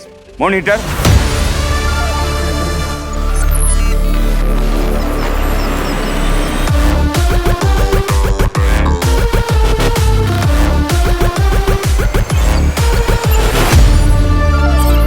ഇനി പറയുന്നവയിൽ ഇന്ത്യൻ നാവികസേനയുടെ ഏറ്റവും വലിയ കപ്പൽ ഏതാണ്? Option A INS Brahmaputra, option B INS Mumbai, option C INS Rana, option D INS Vikramaditya, option E INS Ranvir. Option D INS Vikramaditya ആണോ സംശയമുണ്ട്. അപ്പൊ താങ്കൾക്ക് INS വിക്രമാദിത്യയിലാണോ ഒരു വിശ്വാസം എന്ന് ഞാൻ മനസ്സിലാക്കുന്നു. കൂട്ടാമോ doctor Shubha? Are you sure? Yes. I am impatient. I am also impatient. I am not a patient, but I am impatient. INS Vikramaditya പൂട്ടുന്നു. ഓക്കെ അല്ലേ? പൂട്ടി തുറക്കുമ്പോൾ ഞാൻ പോവില്ല. ഇല്ല. ഇല്ല. എനിക്ക് ആ വലിയതുറ കടൽപ്പാലത്തിന്റെ അവിടെ പോയി ഇന്നത് ഇടയ്ക്കിടയ്ക്ക് ഓർമ്മ വരുന്നു. അതാ എന്റെ പേടി. ഞാൻ ഈ ഉത്തരം പറയാൻ എനിക്കൊരു മടി. താഴോട്ട് ചാടുമോ? ഇല്ല. ചാടരുത്. ചാടില്ല. അതൊക്കെ അന്തകാലം അല്ലേ? കരഞ്ഞോണ്ട് വിളിച്ചു നടക്കണത് അല്ലേ? Okay. Option D. Unfortunately doctor Shubha, താങ്കൾ പറഞ്ഞ ഉത്തരം ഇത്തിരി വേദനിപ്പിക്കുന്നതാണ്. താങ്കളെ അല്ല, എന്നെ. ഉത്തരം ശരിയാണ്. 1 ലക്ഷം രൂപ. അത് പോയതിന്റെ വേദനയായി എനിക്ക്. 1 ലക്ഷം രൂപ താങ്കൾക്ക് ലഭിച്ചു. ഈ താങ്കളുടെ അച്ഛൻ മരിക്കുമ്പോഴേ താങ്കൾ ശരിക്കും അച്ഛന് വേണ്ടി ഒന്ന് അഭിനയിക്കേണ്ടി വന്നു എന്ന് താങ്കളുടെ പ്രൊഫൈലിൽ ഞാൻ മനസ്സിലാക്കുന്നു. അച്ഛന്റെ മുമ്പിൽ ഒന്ന് അഭിനയിക്കേണ്ടി വന്നു. ചേട്ടനോട് ഇഷ്ടമാണ്, സ്നേഹമാണ്. അച്ഛൻ എന്നായിരിക്കും കുറെ കൊല്ലത്തിന് ശേഷം ചേട്ടനോട് സംസാരിക്കുന്നത് അല്ലേ? ചേട്ടനോടല്ല, ചേട്ടന്റെ അടുത്ത് നിൽക്കുന്നതും ചേട്ടനെ ഒന്ന് തൊടുന്നതും അന്ന് ആദ്യമായിട്ടായിരിക്കും. എത്രയോ ഒരു 10 വർഷത്തിന്. അതെന്താ, അച്ഛൻ അങ്ങനെ ആഗ്രഹിച്ചോ? നിങ്ങൾ ഒന്നിച്ചു പോകുന്നു? അച്ഛന്റെ മനസ്സ് ഞാൻ മനസ്സിലാക്കിയതാണ്. അച്ഛൻ ഹാർട്ട് പേഷ്യന്റ് ആയിരുന്നു. അതിനുശേഷം ലിവർ ഫെയിലിയർ വന്നു. ഹോസ്പിറ്റലിൽ വെച്ചാണ് ഈ സംഭവം. പെരിന്തൽമണ്ണയിലെ കിംസ് അൽഷിഫ എന്ന് പറയുന്ന ഹോസ്പിറ്റലിൽ സംഭവം. അപ്പൊ അച്ഛൻ ഒരു ദിവസം പെട്ടെന്ന് ബ്ലീഡിംഗ് ഒക്കെ കൂടിയിട്ട് കുഴഞ്ഞു വീഴാണ് ഉണ്ടായത് വീട്ടില്. അപ്പൊ പെട്ടെന്ന് ഹോസ്പിറ്റലിലേക്ക് കൊണ്ടുപോയി. അപ്പൊ അടുത്തുള്ള ഒരു ഹോസ്പിറ്റലിൽ കൊണ്ടുപോയപ്പോ അവര് തൽക്കാലം അത് പൈൽസിന്റെ ആയിരിക്കാന്ന് പറഞ്ഞു. അങ്ങനെ ബ്ലീഡിങ് സ്റ്റോപ്പ് ആയിട്ട് കുഴപ്പമില്ല എന്ന് പറയുന്ന ആ സന്ദർഭത്തിൽ തന്നെ അച്ഛനൊന്ന് ചുമയ്ക്കുമ്പോൾ ഞാൻ കാണാം ഇവിടം വരെ ബ്ലഡ് വന്നിട്ട് അകത്തേക്ക് പോകുന്നു. അപ്പം ഞാനും അമ്മയും ഡോക്ടറും നിൽക്കുകയാണ് ICUവിൽ. അപ്പം ഞാൻ സിസ്റ്ററെ ബ്ലഡ് എന്ന് പറയുമ്പോഴേക്കും എത്രയാ ബ്ലഡ് എന്നറിയില്ല, ഇത്തിരി ബ്ലഡ് വന്നു. ഡോക്ടറാണ് എന്താണെന്നൊക്കെ പറഞ്ഞാലും സ്വന്തം അച്ഛൻ ബ്ലഡ് ഛർദ്ദിക്കുന്ന കാണുമ്പോൾ വല്ലാത്ത ഷോക്കായിരുന്നു അത്. അപ്പോൾ പിന്നെ ഡോക്ടർ പറഞ്ഞു, പ്രതീക്ഷ വേണ്ട, വേഗം അറിയിക്കാനുള്ളവരെയൊക്കെ അറിയിച്ചോളൂ, ഇത് പിന്നെ സിവിയർ ഹെമറ്റോമിസിസ് ആണ്, സാധ്യത കുറവാണ്, വേഗം വിളിച്ചോളൂ എന്ന് പറഞ്ഞു. അങ്ങനെ ബ്രദറിനെ വിളിച്ചറിയിക്കുന്നു. അവിടെ നിന്ന് ആംബുലൻസിൽ കിംസ് അൽഷിഫയിലേക്ക് കൊണ്ടുവന്നു. ബ്രദർ ആ സമയത്ത് യുഎസിലായിരുന്നു. ബ്രദർ യുഎസിലായിരുന്നു. അപ്പൊ പെട്ടെന്ന് വരാൻ പറഞ്ഞിട്ട് വിവരം അറിയിച്ചു. ഞാൻ തന്നെയാണ് അമ്മയുടെ ഫോണിൽ നിന്ന്, എന്റെ ഫോണിൽ വിളിക്കാൻ കഴിയില്ലല്ലോ, എടുക്കത്തില്ല, നല്ല ബ്ലോക്കാണ്, എന്നെ ബ്ലോക്ക് ചെയ്തിരിക്കുകയാണ്. അപ്പൊ അമ്മയുടെ ഫോണിൽ നിന്ന് ഞാൻ വിളിച്ചിട്ട് പറഞ്ഞു, പപ്പയുടെ കണ്ടീഷൻ വളരെ മോശമാണ്, വേഗം വരണം എന്ന് പറഞ്ഞു. ശരിയെന്ന് മാത്രം പറഞ്ഞു. ആദ്യമേ അമ്മ പറഞ്ഞിട്ടുണ്ടായിരുന്നു. അപ്പൊ ഞാൻ പറഞ്ഞു, ഇതുപോലെ ഡോക്ടർമാർ പറയുന്നു കണ്ടീഷൻ മോശമാണെന്ന് പറയുന്നു, അപ്പൊ വേഗം വരണം എന്ന് പറഞ്ഞു. അങ്ങനെ പെട്ടെന്ന് ആംബുലൻസിൽ പിന്നെ കിംസ് അൽഷിഫയിലേക്ക് കൊണ്ടുപോകണം. അവിടുത്തെ മൾട്ടി ഡിസിപ്ലിനറി ICUവിൽ ഒരു 10 ദിവസം അച്ഛൻ കിടന്നു. ഇതിനിടയ്ക്ക് ബ്രദർ വരുന്നു. ഞാൻ അത്രയും ദിവസം 2 ദിവസം അവിടെ നിൽക്കുന്നു. ഒരുപാട് ബ്ലഡ് നഷ്ടപ്പെട്ടതുകൊണ്ട് ഒരുപാട് ബ്ലഡ് ആവശ്യമായിട്ട് വരുന്നു. അപ്പോൾ മലപ്പുറം ജില്ലയിലെ ഈ പരിമിതമായ സൗഹൃദങ്ങളായിട്ട് പോലും ബ്ലഡ് ചോദിച്ചപ്പം, ഒരു കുപ്പി ബ്ലഡ് ചോദിച്ചപ്പം ഒരു കടൽ നിറയെ ബ്ലഡ് കിട്ടി. ഞാൻ എൻ്റെ ജീവിതത്തിൽ ആദ്യമായിട്ട് ബ്ലഡ് കൊടുക്കുന്നത് എൻ്റെ പപ്പയ്ക്കാണ്. ബ്രദർ വന്നു കഴിഞ്ഞാൽ പിന്നെ എനിക്ക് അവിടെ നിൽക്കാൻ അനുവാദമില്ലല്ലോ. ബ്രദർ വന്ന ശേഷം ഞാൻ വീട്ടിലേക്ക് പോന്നു. കുട്ടികൾ അന്ന് 1ാം ക്ലാസ്സിൽ പഠിക്കുകയാണ്. സാമ്പത്തികമായിട്ടും ഞാൻ വേറൊരു ഫ്ലാറ്റിലാണ് താമസിക്കുന്നത്. ബ്രദർ പറഞ്ഞത് പ്രകാരം വീട്ടിൽ നിൽക്കണ്ടെന്ന് പറഞ്ഞിട്ട് ഞാൻ മറ്റൊരു ഫ്ലാറ്റിൽ 6000 രൂപ വാടകയുള്ള ഒരു ഫ്ലാറ്റ്. ആ സമയത്ത് ജോലിയില്ല. അന്ന് പക്ഷേ അന്നാണ് ഈ അമ്മായിയച്ഛൻ സമയത്താണ് വന്നതും. അന്ന് അമ്മായിയച്ഛൻ ഈ ഫ്ലാറ്റ് കണ്ടിട്ട് ചോദിച്ചു, ഇതിന്റെ ഒരു മുറി നിങ്ങൾക്ക് കൺസൾട്ടിങ്ങിന് ഇട്ടുകൂടെയും ചോദിച്ചു. അപ്പോൾ സാമ്പത്തിക പ്രശ്നം പറഞ്ഞപ്പോൾ അദ്ദേഹം വന്ന് നിന്ന് പണിക്കാരെ കൊണ്ടുവന്ന് അദ്ദേഹം ഒരു മുറി ക്ലിനിക്ക് പോലെ സെറ്റ് ചെയ്ത് തന്നു. ഷെൽഫും മറ്റുമൊക്കെ വെച്ച് അദ്ദേഹം എല്ലാ പൈസയും അദ്ദേഹം തന്നെ തന്ന് അദ്ദേഹം എല്ലാ സഹായവും ചെയ്തു. പക്ഷെ വലിയൊരു വരുമാനമൊന്നും അവിടെ നിന്ന് ഉണ്ടായില്ല. അതൊരു മുകളിലത്തെ നിലയിലൊക്കെ ആയതുകൊണ്ട്, ഒരു വീട് പോലത്തെ ഒരു ഫ്ലാറ്റ് ആയതുകൊണ്ട് അവിടെ പേഷ്യൻസ് ഒന്നും അങ്ങനെ വന്നില്ല. പക്ഷെ ഒരിക്കൽ ഒരു പേഷ്യൻ്റ് വന്നിട്ട് ആദ്യം എനിക്ക് കിട്ടിയൊരു 100 രൂപ അത് ഞാൻ അച്ഛൻ്റെ കയ്യിൽ കൊണ്ടുകൊടുത്തു. അന്ന് അച്ഛൻ ഒരുപാട് സന്തോഷിച്ചിരുന്നു. അങ്ങനെ അത് കഴിഞ്ഞ് അതിൻ്റെ അടുത്ത ദിവസമാണ് അച്ഛൻ വയ്യാതെ വീഴുന്നത്. ആ സമയത്തൊന്നും എൻ്റെ കയ്യിൽ പൈസ എന്ന് പറയാനൊന്നുമില്ല. മാസാവസാനം ആകുമ്പോഴേക്കും എന്ത് ചെയ്യണം, എങ്ങോട്ട് ഓടണം എന്നറിയാത്തൊരവസ്ഥയായിരുന്നു. പിന്നെ അച്ഛൻ ആശുപത്രിയിലായപ്പോൾ എനിക്ക് ആരോടും ചോദിക്കാൻ പറ്റില്ല, ബന്ധുക്കളോടൊന്നും എനിക്ക് അങ്ങനെ ചോദിക്കാൻ പറ്റാത്തൊരവസ്ഥയായിരുന്നു. പിന്നെ അന്ന് എൻ്റെ ഒരു മാമനുണ്ടായിരുന്നു, അമ്മയുടെ സഹോദരൻ, അമ്പലത്തിൽ ഇതുപോലെ പോലീസിലായിരുന്നു അദ്ദേഹം. റിട്ടയർ ആയിട്ട് ഇപ്പം അവിടെ ശാന്തി ചെയ്യാം. ആർക്കും അറിയില്ല എൻ്റെ കയ്യിൽ ഒന്നും ഇല്ല എന്നുള്ള കാര്യം. എന്നാലും അദ്ദേഹം ചിന്തിച്ചു, എൻ്റെ കയ്യിൽ കാണില്ല എന്ന് വെച്ചാൽ അദ്ദേഹം കുറേ നോട്ടുകൾ എൻ്റെ കയ്യിൽ നോക്കുമ്പം കുറേ 10 രൂപയുടെ കുറേ നോട്ടുകൾ. ആ പൈസ തീരോളാണ് ഞാൻ ബസ്സിൽ പോവുകയും, അച്ഛൻ 1 മണിക്കൂർ ദൂരമുണ്ട് പെരിന്തൽമണ്ണ ഹോസ്പിറ്റലിലേക്ക് മഞ്ചേരിയിൽ നിന്ന്. അങ്ങനെ 10 ദിവസത്തിന് ശേഷം എൻ്റെ പപ്പേനെ റൂമിലേക്ക് ഷിഫ്റ്റ് ചെയ്യാണ്. 10 ദിവസത്തിന് ശേഷം ICUന്ന് റൂമിലേക്ക് ഷിഫ്റ്റ് ചെയ്യുന്ന ദിവസം വാർഡിൽ കൂടെ ഇങ്ങനെ ട്രോളിയിൽ കൊണ്ടുവരുമ്പോൾ അച്ഛൻ എന്നെ ആദ്യം കാണുന്നു. എന്നെ കണ്ടതും അച്ഛൻ എന്താണെന്നറിയില്ല, പൊട്ടി കരഞ്ഞുപോയി. കരഞ്ഞിട്ട് റൂമിൽ കൊണ്ടുവന്ന് കിടത്തി. അപ്പോൾ കട്ടിലിൻ്റെ കാൽക്കൽ ബ്രദർ നിൽക്കുന്നു, ഞാൻ നിൽക്കുന്നു. അച്ഛൻ ഇങ്ങനെ ഒരു കാഴ്ച അച്ഛൻ എത്രയോ വർഷങ്ങൾക്ക് ശേഷമാണ് മകളും മകനും ഒന്നിച്ച് അടുത്തടുത്ത് നിൽക്കുന്നത് കാണുന്നത്. അപ്പം അച്ഛൻ കൺഫ്യൂഷനായി. കാരണം ബോധത്തിൽ വരുമ്പോൾ ആദ്യം ഇതാണല്ലോ കാണുന്നത്. അപ്പം അച്ഛൻ ഇങ്ങനെ കൺഫ്യൂഷനായിട്ട് നോക്കി, ഇവർ രണ്ടുപേരും അടുത്തടുത്ത്. അപ്പം എനിക്ക് അച്ഛൻ്റെ മനസ്സെനിക്ക് മനസ്സിലായി, എന്താ ഞങ്ങൾ തമ്മിലുള്ള എല്ലാം പാച്ചപ്പായോ എന്നാണ് അച്ഛൻ മനസ്സിൽ ചിന്തിക്കുന്നത്. ഉടനെ ഞാനിങ്ങനെ ബ്രദറിൻ്റെ കയ്യിൽ ഇങ്ങനെ പിടിച്ചിട്ട് പറഞ്ഞു, ഒരു കുഴപ്പമില്ല പാപ്പ, ഞങ്ങൾ തമ്മിലൊരു പ്രശ്നമില്ല പറഞ്ഞു. അപ്പം പിന്നെയും കണ്ണൊക്കെ നിറഞ്ഞിട്ട് അച്ഛൻ ഇങ്ങനെ നന്നായി വരട്ടെ പറഞ്ഞ് രണ്ടുപേരെ ഇങ്ങനെ അനുഗ്രഹിച്ചു. പിന്നെ ഒരു 3 ദിവസമാണ് അച്ഛൻ ജീവനോടെ ഉണ്ടായിരുന്നത്. പിന്നെ റൂമിലൊക്കെ വന്ന ശേഷം അമ്മയെ ഒന്ന് വീട്ടിലേക്ക് പറഞ്ഞു വിട്ടു. ബ്രദർ ഉറങ്ങി. ഞാൻ അച്ഛൻ്റെ അടുത്തിരിക്കുകയാണ്. അച്ഛൻ ആദ്യം എന്നോട് ചോദിക്കുന്നത് ഇതാണ്, നീ വാടക കൊടുത്തോ? 10 ദിവസം മരണത്തോട് മല്ലിട്ടിട്ട് ബോധത്തിലേക്ക് വരുമ്പോൾ ആദ്യം അച്ഛൻ ചിന്തിക്കുന്ന ഇതാണ്, മകള് വാടക കൊടുത്തിട്ടുണ്ടാവുമോ. എന്നിട്ട് പറഞ്ഞു, ഞാനൊന്നും മിണ്ടിയില്ല, കാരണം കൊടുത്തിട്ടുണ്ടായിരുന്നില്ല, അത്രയും ബുദ്ധിമുട്ടിലായിരുന്നു. അപ്പം പപ്പ പറഞ്ഞു, വീട്ടിൽ പോയിട്ട് ഷെൽഫിൽ എൻ്റെ ചെക്ക് ബുക്ക് ഉണ്ട്, നീ എടുത്തിട്ട് വാ, ഞാൻ ഒപ്പിട്ട് തരാം. വേറെ ആരും നിനക്കൊന്നും തരില്ല എന്ന് എനിക്കറിയാം, നീ അതൊന്ന് ഒപ്പിട്ടെടുത്തോന്ന് പറഞ്ഞു. അപ്പം ഞാൻ അച്ഛനോട് കള്ളം പറഞ്ഞില്ല പാപ്പ, ഞാൻ വാടക കൊടുത്തു എന്ന് പറഞ്ഞു. ആ പൈസ എനിക്ക് വാങ്ങാൻ തോന്നിയില്ല. അങ്ങനെ വയ്യാതെ മരിക്കാൻ കിടക്കുന്ന ഒരാളുടെ വീട്ടിൽ പോയി ചെക്ക് ബുക്ക് എടുത്തോണ്ട് വന്ന് ഒപ്പിടിച്ച് പൈസ എടുക്കാൻ എനിക്കത് തോന്നിയില്ല. പട്ടിണി കിടന്നാലും വേണ്ടില്ല, അങ്ങനെ വയ്യാതെ കിടക്കുന്ന അച്ഛൻ്റെ പൈസ എടുക്കണ്ടെന്ന് തന്നെ വിചാരിച്ചു. അതിനുശേഷം രണ്ടാമത്തെ ദിവസം ആയപ്പോഴേക്കും വീണ്ടും അച്ഛന് ബ്ലീഡിങ് പിന്നെയും കലശലായി, കൂടുതലായി. ഡോക്ടർമാർ ആദ്യം പറഞ്ഞിട്ടുണ്ടായിരുന്നു, ബ്ലീഡിങ് ഇനി വന്നു കഴിഞ്ഞാൽ ഹോപ്പ് ഇല്ല എന്ന് തന്നെ പറഞ്ഞിട്ട്. ഓൾറെഡി പേസ് മേക്കറിലൊക്കെയാണ് അച്ഛൻ്റെ ഹൃദയം ഇടിച്ചുകൊണ്ടിരുന്നത്. അപ്പോൾ പിന്നെ വീണ്ടും ICUലേക്ക് മാറ്റി. ഓഗസ്റ്റ് 2-ാം തീയതിയാണ് ICUലേക്ക് മാറ്റുന്നത്. ഓഗസ്റ്റ് 3-ാം തീയതി അച്ഛൻ്റെ ജന്മദിനമായിരുന്നു, 67ാമത്തെ ബർത്ത്ഡേ ആയിരുന്നു. അപ്പം അച്ഛൻ ബോധമുണ്ട്, ക്ഷീരമാണെങ്കിലും ബോധമുണ്ട്. അച്ഛൻ പറഞ്ഞു, ഞാൻ ഈ 13 ദിവസം ICUയിൽ കിടന്ന് എന്നെ പരിചരിച്ച ഒരുപാട് നഴ്സുമാരുണ്ട്, ഡോക്ടർമാരുണ്ട്, അവർക്കൊക്കെ സ്വീറ്റ്സ് വാങ്ങിക്കൊടുക്കണം എന്ന് പറഞ്ഞു. അത് അച്ഛൻ്റെ അവസാനത്തെ ആഗ്രഹമായിരുന്നു, ഞങ്ങൾ അറിഞ്ഞില്ല. ജനിച്ച ദിവസം തന്നെ ആശുപത്രിയിലുള്ള ഡോക്ടർമാർക്കും നഴ്സുമാർക്കും ഒക്കെ സ്വന്തം കൈകൊണ്ട് മിഠായി കൊടുത്തു. അന്ന് രാത്രി എൻ്റെ പപ്പ മരിക്കുകയാണ്. ജനിച്ച ദിവസവും മരിച്ച ദിവസവും തന്നെ.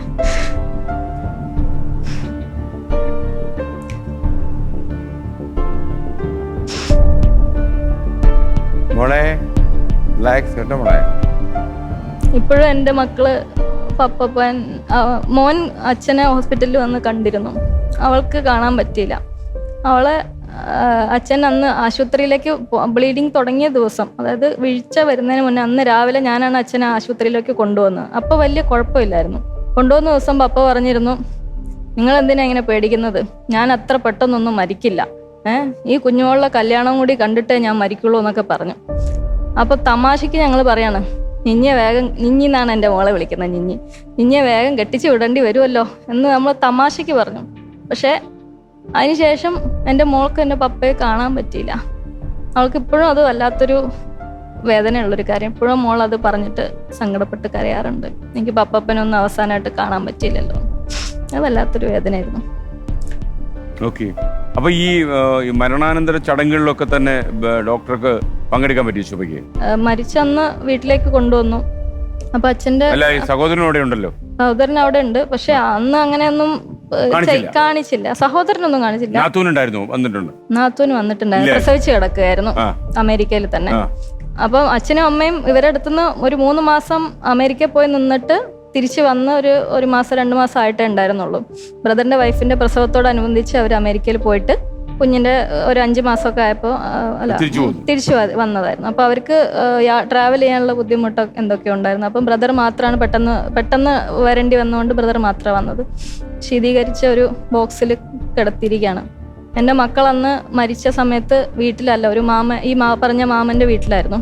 അപ്പം രാവിലെ എൻ്റെ മോള് ഇങ്ങനെ പെട്ടെന്ന് ഇങ്ങനെ അവരെ കൊണ്ടുവരികയാണ്. ഇവരെ രണ്ടുപേരെയും വീട്ടിലേക്ക് കൊണ്ടുവരികയാണ്. അന്ന് അവർക്ക് 7 വയസ്സേ ഉള്ളൂ, 6 വയസ്സ് 7 വയസ്സേ ഉള്ളൂ. അപ്പം ഇതിനെ കൊണ്ടുവന്ന് പെട്ടെന്ന് മോള് ഡോറ് തുറന്ന് എൻട്രി തുറന്ന് പപ്പ എന്ന് പറഞ്ഞ് പെട്ടെന്ന് അവളുടെ മുഖം മാറി അവൾ അങ്ങോട്ട് വാവിട്ട് കരയാൻ തുടങ്ങി.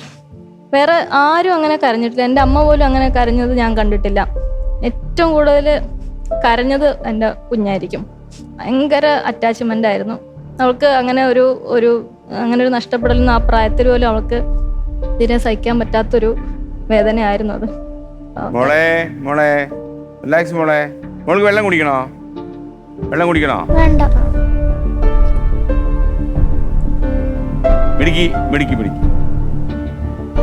മിടിക്കായിട്ടിരിക്കേ. കരയണ്ട മുത്തേ. പാവം കുഞ്ഞിനെയും കൂടെ ഞാൻ സങ്കടപ്പെടുത്തി. അച്ഛനായിരുന്നു ആ സമയത്ത്. എൻ്റെ കുടുംബത്തിനകത്ത് എനിക്കുണ്ടായിരുന്ന ഒരു സപ്പോർട്ട് എന്ന് പറയുന്ന പപ്പയായിരുന്നു. ബ്രാഹ്മിൺസ് ആണ് ഞങ്ങൾ. അപ്പൊ ചടങ്ങുകൾ കുറെ ഉണ്ട്. അപ്പൊ ചടങ്ങുകളൊക്കെ നടക്കുന്ന സമയത്ത് അച്ഛൻ്റെ 8 സഹോദരങ്ങളാണ്. അതിൽ 3-4 പേര് ഇപ്പൊ ഇല്ല. അപ്പൊ ഉള്ളവരെല്ലാം വന്നു. അപ്പം അവര് ബ്രദറിനോട് രഹസ്യമായിട്ട് പറഞ്ഞു, ഇവള് പങ്കെടുക്കുകയാണെങ്കിൽ ഞങ്ങൾ നിൽക്കില്ല എന്ന് പറഞ്ഞു. ചടങ്ങില് അവർക്ക് ഈ ഫ്രഷ്ടാണോ എന്താ സംഭവം? അവർക്കിടെ അങ്ങനെയൊക്കെയാണ്. അതൊക്കെ ഇപ്പോഴും ഉണ്ടോ ഈ ലോകത്ത്? തീർച്ചയായിട്ടും ഉണ്ടല്ലേ. നമ്മൾ അറിയില്ല ഇതൊക്കെ യാഥാർത്ഥ്യമായിട്ടുണ്ടെന്നുള്ളത്. പക്ഷെ എനിക്ക് ആരോടും വിരോധമൊന്നുമില്ല. കാരണം അവർക്കൊക്കെ എന്നോട് അത്രയും ഇഷ്ടമായിരുന്നു, അത്രയും സ്നേഹമായിരുന്നു. എന്നെ തങ്കക്കുട്ടി എന്ന് വിളിച്ചിരുന്നു, തങ്കം. ഞങ്ങള് നല്ല പഠിക്കുന്ന കുട്ടികൾ, അങ്ങനെ ഭയങ്കര പാട്ട്, ഡാൻസ്, സ്പോർട്സ് എല്ലാത്തിലും ഉള്ളതുകൊണ്ട് അപ്പൊ എനിക്കും എൻ്റെ ബ്രദറിനും ഒക്കെ കുടുംബത്തിൽ വേറൊരു സ്ഥാനമായിരുന്നു. ഞാൻ ഇങ്ങനൊരു കാര്യം ചെയ്തുകൊണ്ടുള്ള വേദനയായിരിക്കാം ദേഷ്യമായിട്ട് പുറത്തു വരുന്ന. ഒരു പക്ഷെ ഞാൻ കർമ്മത്തിൽ പങ്കെടുക്കാൻ പറ്റിയോ? അപ്പോ ബ്രദർ അമ്മയോട് പറഞ്ഞു. അമ്മ എന്നോട് പറഞ്ഞു, ഈ റൂമിൽ ഇരുന്നോ, വരണ്ട, പുറത്തേക്ക് വരണ്ടെന്ന് പറഞ്ഞു. ഭയങ്കര മനസ്സിന് അത്രയും ഭയങ്കര വേദനയായിട്ടിരിക്കുകയായിരുന്നു. അങ്ങനെ ബോഡി കൊണ്ടുപോയി ദഹിപ്പിക്കുന്ന സ്ഥലത്ത് വെച്ചു. അപ്പം ഈ കർമ്മം ചെയ്യാൻ വന്ന വാദ്യാരെന്നാണ് പറയാം. അദ്ദേഹം ചോദിച്ചു, 2 മക്കളല്ലേ, ഒരാളല്ലല്ലോ എന്ന് പറഞ്ഞു. അതേന്ന് പറഞ്ഞു. എവിടെയെന്ന് ചോദിച്ചു. വിളിക്കാൻ പറഞ്ഞു. അദ്ദേഹം തന്നെ വിളിച്ച് A to Z എല്ലാ കർമ്മങ്ങളിലും എന്നെ പങ്കെടുപ്പിച്ചിട്ടാണ് ദഹിപ്പിച്ചത്. അന്ന് എൻ്റെ ബ്രദർ ഈ ചിതയെ നോക്കി നിന്നുകൊണ്ട് എൻ്റെ മുഖത്ത് നോക്കാതെ ചിതയിലേക്ക് നോക്കിയെന്ന് പറയാം. ഒരു പക്ഷേ പപ്പയുടെ ആത്മാവ് അതായിരിക്കും ആഗ്രഹിച്ചത്, അതുകൊണ്ടായിരിക്കും നിനക്കിത് ചെയ്യാൻ പറ്റിയെന്ന് പറഞ്ഞു. അന്നൊക്കെ ദുഃഖത്തിനിടയിലും എവിടെയോ ഒരു കുളിര്. കാരണം ഇങ്ങനെ പറയാനൊരു മനസ്സ് എൻ്റെ ആങ്ങളയ്ക്ക് ഉണ്ടല്ലോ. അപ്പൊ സ്നേഹം തന്നെ ആണ്, വെറുപ്പല്ല. അതുകൊണ്ട് തന്നെ എനിക്ക് ദേഷ്യമൊന്നും തോന്നാത്തത്. എനിക്ക് അപേക്ഷ മാത്രമേ ഉള്ളൂ, മക്കളെ തമ്മിൽ അകറ്റരുത് എന്നുള്ളൊരു അപേക്ഷ മാത്രമേ എനിക്ക് എൻ്റെ ബ്രദറിനോട് പറയാനുള്ളൂ. പിന്നെ വീട്ടിൽ നിന്ന് എപ്പോഴാ പോകുന്നത്? കർമ്മങ്ങൾ കഴിഞ്ഞിട്ട് ഒരു ദിവസം അവിടെ നിന്നു. നെക്സ്റ്റ് ഡേ എൻ്റെ അടുത്ത് പറഞ്ഞു, ഇനി നിങ്ങൾ ഫ്ലാറ്റിലല്ലേ താമസിക്കുന്നത്, അങ്ങോട്ട് പോയി. അമ്മ പറഞ്ഞു. അമ്മയ്ക്ക് തോന്നിക്കാണും ബ്രദറിന് ഇഷ്ടമില്ലാന്ന്. പിന്നെ ഞങ്ങൾക്ക് 10 ദിവസം കഴിഞ്ഞിട്ട് വീണ്ടും 3 ദിവസത്തെ കർമ്മം കൂടിയുണ്ട്, അസ്ഥി പെറുക്കിയിട്ട് കൊണ്ട് ഒഴുക്കുന്ന. അപ്പോൾ ആ ചടങ്ങും എനിക്ക് ചെയ്യാനുള്ള ഭാഗ്യം ലഭിച്ചു. ഉരുള വയ്ക്കുന്നതും ബലിയിടുന്ന അങ്ങനത്തെ കാര്യങ്ങളിലൊക്കെ എനിക്ക് പങ്കെടുക്കാൻ സാധിച്ചു. അതിനുശേഷം വീണ്ടും ഈ പറയുന്ന ചെറിയച്ചന്മാര്, വലിയച്ചന്മാര് അവരൊക്കെ പറഞ്ഞു വരണ്ടെന്ന് തന്നെ അവർ എതിർപ്പ് പ്രകടിപ്പിച്ച. പിന്നെ ഞാൻ പോയില്ല. 2 ദിവസത്തെ ചടങ്ങ് കൂടി ഉണ്ടായിരുന്നു, അതിന് ഞാൻ പോയില്ല. ലാസ്റ്റ് ദിവസം മാത്രം ഞാൻ മക്കളെയും കൊണ്ട് അവിടെ പോയി. ആ ചടങ്ങുകളൊന്നും പങ്കെടുത്തില്ല. ശരിക്കും ഊണ് കഴിക്കാൻ മാത്രമേ പറ്റുള്ളൂ, ഒന്നിനും പങ്കെടുപ്പിച്ചില്ല. ഞാൻ പിന്നെ ഒരു മരണമല്ലേ, നമ്മൾ ഒരു ആവശ്യമില്ലാത്തൊരു പ്രശ്നം സൃഷ്ടിക്കേണ്ടെന്ന് വിചാരിച്ചിട്ട് ഞാനും അതിന് നിർബന്ധമൊന്നും പിടിച്ചില്ല. എങ്ങനെയാണോ പപ്പ സമാധാനമായിട്ട്, പപ്പയുടെ ആത്മാവിനൊരു വേദന ഉണ്ടാവണ്ട വിചാരിച്ചിട്ട് അങ്ങനെ. പിന്നെ അതിന് ശേഷമാണ് ശരിക്കും സാമ്പത്തികവും എല്ലാ സപ്പോർട്ടും നഷ്ടപ്പെട്ട. ശരിക്കും മരണത്തെക്കാളും വേദനിപ്പിച്ചത് ആ ഒരു ഒറ്റപ്പെടലാണ്. ഒരു വശത്തുനിന്ന് പിന്നെ ഹസ്ബൻഡിന്റെ അച്ഛൻ സഹായിക്കുന്നുണ്ടായിരുന്നു, പക്ഷെ എനിക്ക് സ്വന്തം കാലിൽ നിൽക്കാൻ അപ്പോഴും ആയിട്ടില്ല. അദ്ദേഹം പ്രായമുള്ള ആളാണ്, അച്ഛൻ ഹാർട്ട് പേഷ്യന്റ് ആണ്. അപ്പം അങ്ങനത്തെയൊക്കെ ഒരുപാട് ടെൻഷൻസ് ഉണ്ടായിരുന്നു. ഇനി എന്ത്, നാളെ എന്താവും, ജോലി കിട്ടുമോ, കിട്ടിയാൽ തന്നെ എങ്ങനെയായിരിക്കും, അങ്ങനത്തെ കാര്യങ്ങളൊക്കെ ഒരുപാട്. കുടുംബത്തിന്റെ സ്വത്തിന്റെ വിഹിതം അങ്ങനെയൊന്നും കിട്ടിയില്ലേ? അതൊക്കെ അതിലൊന്നും പ്രശ്നങ്ങളൊന്നും ഉണ്ടായിട്ടില്ല, പക്ഷെ ഞാനത് ചോദിച്ചിട്ടില്ല. അതങ്ങനെ ഒരു ഭാഗം വെക്കലൊന്നും ചോദിക്കാതെ ഒരു സ്വത്ത് ഇവിടെ ഉണ്ട്. 2 ലക്ഷം രൂപയുടെ ചോദ്യം. 2 lakhs, 2 ലക്ഷം. മോണിറ്റർ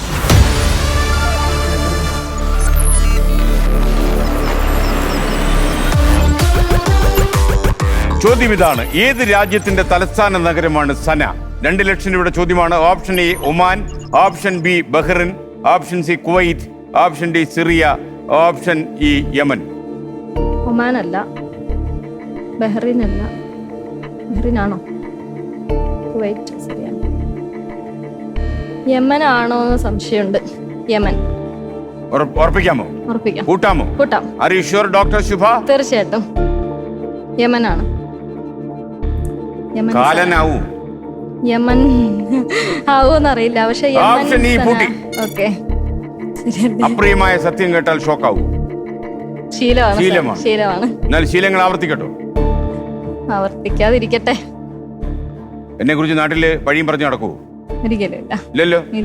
ഈ ആ കാലൻ യമൻ അവസാനം പറഞ്ഞു യമൻ അല്ല എന്ന് പറയേണ്ടി വരൂ. Option E. നിർഭാഗ്യവശാൽ അഥവാ ഭാഗ്യവശാൽ താങ്കൾ പറഞ്ഞ ഉത്തരം പിടിച്ചോ. താഴോട്ട് വീഴരുത്. ഇവിടെ തെറ്റിയാൽ 10,000 രൂപ കൊണ്ട് വീട്ടിൽ പോണ്ടി വരും. മഞ്ചേരിക്കുള്ള വണ്ടി. സന്തോഷമേ സാർ, ഇവിടെ വരാൻ സാധിച്ചതാണ് ഏറ്റവും വലിയൊരു സന്തോഷം, ഏറ്റവും വലിയ ഭാഗ്യം. അങ്ങനെ ഒരു സന്തോഷം താങ്കൾ നിലനിർത്തുമെങ്കിൽ നേരിയൊന്നു ഒരു നൊമ്പരം താങ്കൾക്ക് ഞാൻ വാഗ്ദാനം ചെയ്യുന്നു. താങ്കൾ പറഞ്ഞ ഉത്തരം ശരിയാണ്. ഉത്തരം ശരിയാണ്. 2 ലക്ഷം രൂപയുടെ മറുപടിയാണ്. 2 lakhs. സന്തോഷത്തിന് കൂടുതലാക്കാനേ മറ്റേ ലോകസത്യമുള്ള പാട്ട് പാടിയല്ലോ, ചിരിക്കുമ്പോ കൂടെ ചിരിക്കാൻ 1000 പേര് വരുമെന്നു. അതൊരു യാഥാർത്ഥ്യമാണ്. ആണ്. ഏറ്റവും ഫിലോസോഫിക്കൽ സോങ് അത്. ശ്രീകുമാരൻ തമ്പി എഴുതിയെന്ന് എൻ്റെ ഓർമ്മ. അദ്ദേഹം വളരെ ഒരു എഞ്ചിനീയർ ആയിരുന്നു, അദ്ദേഹം ബൈ പ്രൊഫഷണൽ. അദ്ദേഹത്തിന്റെ യങ് ഏജിൽ അദ്ദേഹം എഴുതിയ പാട്ടാണത്. അതിനകത്ത് ഒളിപ്പിച്ചു വെച്ചിരിക്കുന്ന ഫിലോസഫിയാണ് എക്കാലത്തും മനുഷ്യബന്ധങ്ങളുടെ. അതായത് ചിരിക്കുമ്പോൾ കൂടെ ചിരിക്കാൻ 1000 പേർ വരും, കരയുമ്പോൾ കൂടെ കരയാൻ നിഴൽ മാത്രം വരും. നിഴൽ പോലെ കൂടെ കരയാനല്ലെങ്കിലും ആശ്വസിപ്പിക്കാൻ ഒരാളുണ്ട്, ഇപ്പോഴും ഉണ്ട്. ഒരു സുഹൃത്താണ്. പക്ഷെ ആ സുഹൃത്ത് ബന്ധത്തിൽ തന്നെ ഒരുപാട് വേദനിപ്പിക്കുന്ന കുറെ ഇൻസിഡൻസ് ഉണ്ടായി. സുഹൃത്തെന്ന് പറഞ്ഞു കഴിഞ്ഞാൽ ഒരു പ്രണയമാണോ? പ്രണയമല്ല, അല്ല. വളരെ ആത്മാർത്ഥമായിട്ടുള്ള, വളരെ സത്യസന്ധമായിട്ടുള്ള ഒരു സൗഹൃദമാണ്. ആൺ സുഹൃത്താണ്. അദ്ദേഹം വളരെ അറിയപ്പെടുന്ന ഒരു വ്യക്തിയൊക്കെയാണ് ഞങ്ങളുടെ നാട്ടിലും പുറത്തും അറിയപ്പെടുന്ന വ്യക്തിയാണ്. നേതാവല്ല, പോലീസാണ്. ഞാൻ സൂക്ഷിക്കണം. നല്ലവനായ പോലീസാണ്. സാമൂഹിക പ്രവർത്തകനും ഒരു മോട്ടിവേറ്ററും അങ്ങനെയൊക്കെ ഉള്ള ഒരാളാണ്. അപ്പോൾ വളരെയധികം ഞാൻ ഈ 0-ൽ നിന്ന ആ ഒരു സമയത്ത് ഞാൻ എല്ലാ അർത്ഥത്തിലും മനസ്സ് ഡിപ്രഷനിലായിരിക്കുന്ന ഒരാളുടെ പ്രത്യേകത. ശരിക്കും ഡിപ്രഷൻ ബാധിച്ചിട്ടുണ്ടോ? സിംറ്റംസ് ഒക്കെ ഉണ്ടായിട്ടുണ്ട്. ഡിപ്രഷനുള്ള സൂയിസൈഡ് പോയിന്റിലേക്ക് പോയി നിന്ന ആ സമയത്ത് ഡിപ്രഷൻ ഉണ്ടായിരുന്നു? തീർച്ചയായിട്ടും ഉണ്ടായിരുന്നു. ഒരു മനഃശാസ്ത്രം പഠിച്ച ഒരാളെന്ന നിലയിൽ നമ്മുടെ മനസ്സിലുണ്ടാകുന്ന മാറ്റങ്ങൾ ഒരു രോഗിക്കപ്പുറം താങ്കൾക്ക് മനസ്സിലാക്കാൻ പറ്റിയിട്ടുണ്ടോ എപ്പോഴെങ്കിലും? അത് സാധ്യമാണോ?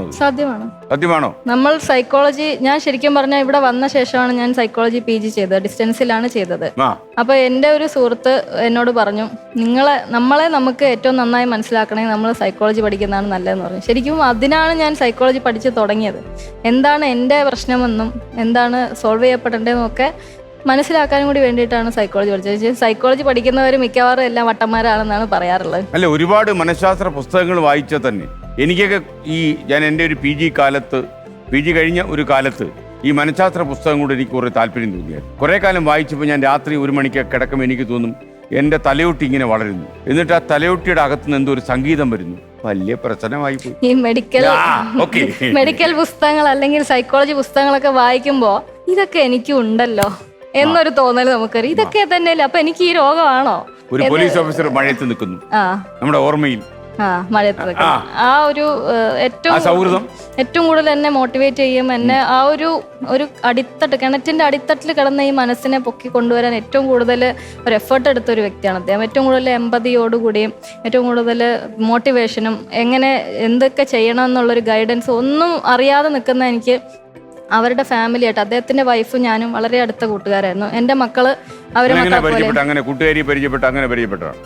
അങ്ങനെ ഒരു ഇവന്റിൽ വെച്ച് പരിചയപ്പെട്ടതാണ്. പിന്നെ അദ്ദേഹം ഇങ്ങനെ അറിയപ്പെടുന്ന ഒരാളായതുകൊണ്ട്, പിന്നെ ലഹരിയുമൊക്കെ ആയിട്ട് ബന്ധപ്പെട്ട് പ്രവർത്തിക്കുന്ന ഒരു വ്യക്തി ആയതുകൊണ്ടും എൻ്റെ ഭർത്താവിനെ എന്തെങ്കിലും രീതിയിൽ അദ്ദേഹത്തിന് എന്തെങ്കിലും ചെയ്യാൻ സാധിക്കുമോ എന്നും കൂടി വിചാരിച്ചിട്ടാണ് ഞാൻ അങ്ങോട്ട് പരിചയപ്പെട്ടത്. അദ്ദേഹം കുറച്ച് ശ്രമങ്ങളൊക്കെ നടത്തിയിട്ടുണ്ട്, തീർച്ചയായിട്ടും വളരെ ആത്മാർത്ഥമായ ശ്രമങ്ങൾ നടത്തിയിട്ടുണ്ട്. അദ്ദേഹം കുടുംബമൊക്കെ നടത്തിയിട്ടുണ്ട്. വളരെ നല്ലൊരു ഭയങ്കര അടുപ്പമുള്ളൊരു ബന്ധമായിരുന്നു അത്. എന്നുവെച്ചാൽ ഒരു പാത്രത്തിലുണ്ടൊരു പായൽ ഉറങ്ങുന്ന രീതിയിലായിരുന്നു ഞാനും അദ്ദേഹത്തിൻ്റെ ഭാര്യയും. എപ്പോഴോ ഏതോ ഒരു നിമിഷത്തിൽ അവർക്ക് ഒരു തെറ്റിദ്ധാരണ ഉണ്ടായി. ആ ചേച്ചിക്ക് സ്വാഭാവികമായ ഒരു തെറ്റിദ്ധാരണ ഉണ്ടായി. ഇനി മറ്റാരെങ്കിലും പറഞ്ഞ് കൊടുത്തിട്ട് അങ്ങനെ ഒരു ചിന്തയാണോ, അതോ ഇനി വേറെ ആരുടെയെങ്കിലും അസൂയാണോ, അങ്ങനെയൊന്നും എനിക്കറിയില്ല. അപ്പം അത് ഉള്ളിൽ കിടന്ന് ഈ സംശയം വളർന്നു വന്നിട്ട് ആ വ്യക്തിക്ക് വല്ലാത്തൊരു മാനസിക പ്രശ്നമൊക്കെ ഉണ്ടായി. അവർ തമ്മിൽ വഴക്ക്, ഞാനുമായിട്ട് വഴക്ക്. അപ്പം അതൊക്കെ കേട്ടപ്പം എനിക്ക് വല്ലാത്തൊരു ഷോക്കാണ്. ഇങ്ങനെയൊക്കെ എന്നെപ്പറ്റി ഇങ്ങനെയൊക്കെ എൻ്റെ ഭർത്താവിനോട്, അതായത് ഞാനും അദ്ദേഹം തമ്മിലുള്ള പ്രശ്നങ്ങളെല്ലാം ഏറ്റവും അടുത്ത് നന്നായിട്ട് അറിയാവുന്ന ഒരു വ്യക്തി ഇങ്ങനെ പറഞ്ഞപ്പോൾ വല്ലാത്തൊരു വേദന ഉണ്ടാക്കിയത്. ഇപ്പോഴും അവർ തമ്മിലൊരു അകൽച്ചയുണ്ട്. ഈ കേസും മറ്റ് പല കാര്യങ്ങളുമായിട്ട് ഇതൊരു ഈ പ്രോഗ്രാം കൊണ്ട് ആ തെറ്റിദ്ധാരണ മാറണം. അവര് ഭർത്താവും ഭാര്യയും മക്കളും സന്തോഷമായിട്ട് കഴിയുന്ന ഞാൻ കണ്ടിട്ടുണ്ട്, ഞാൻ സന്തോഷിച്ചിട്ടുണ്ട്, ആഗ്രഹിച്ചിട്ടുണ്ട്. അപ്പം അവര് ഇനിയും അതേപോലെ ചിരിച്ച് കളിച്ച് വളരെ ഹാപ്പി ആയിട്ട് വളരെ സോഷ്യലായിട്ട് അവർ ഒന്നിച്ച് മുന്നോട്ട് പോകണമെന്ന് തന്നെയാണ് ഞാൻ ഏറ്റവും കൂടുതൽ ഉണ്ടായാൽ വളരെ നല്ലത്. പക്ഷേ താങ്കളോടുള്ള സംശയത്തിന്റെ തീവ്രത ഇതോടെ കുറഞ്ഞാൽ മതിയായി. അത് മതി. അപ്പൊ ഇനി 3 ലക്ഷം രൂപയുടെ ചോദ്യം, 3 lakhs. അപ്പൊ നമുക്ക് 3 ലക്ഷം രൂപ കൊണ്ട് ഇതൊക്കെ മറക്കാം. Okay, 3 lakhs. Monitor please.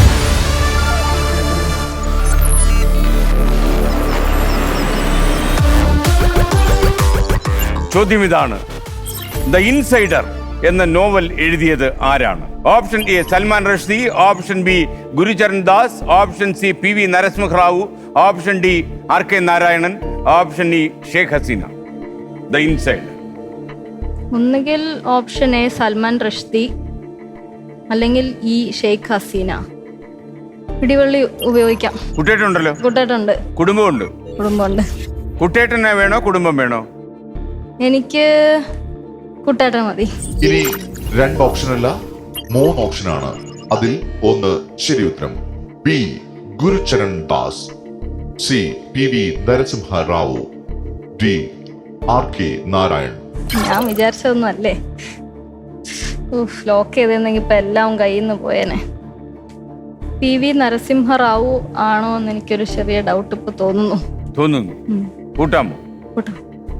തീർച്ചയായിട്ടും. ചെറിയ സംശയം വലിയ ദുരന്തത്തിലേക്ക് വഴിവെക്കുമോ? ഇല്ല, ഗുരുചരൺ ദാസ് അല്ല, RK നാരായണൻ അല്ല എന്നാണ് എന്റെ വിശ്വാസം. ശ്രീ PV നരസിംഹറാവു ലോക്ക് ചെയ്യാം. റാവുവില് കൂട്ടാം. ഓക്കെ. പക്ഷേ നിർഭാഗ്യവശാൽ PV നരസിംഹറാവു താങ്കളെ രക്ഷിക്കുന്നില്ല. പക്ഷേ ആ ഉത്തരം താങ്കളെ രക്ഷിക്കുന്നു.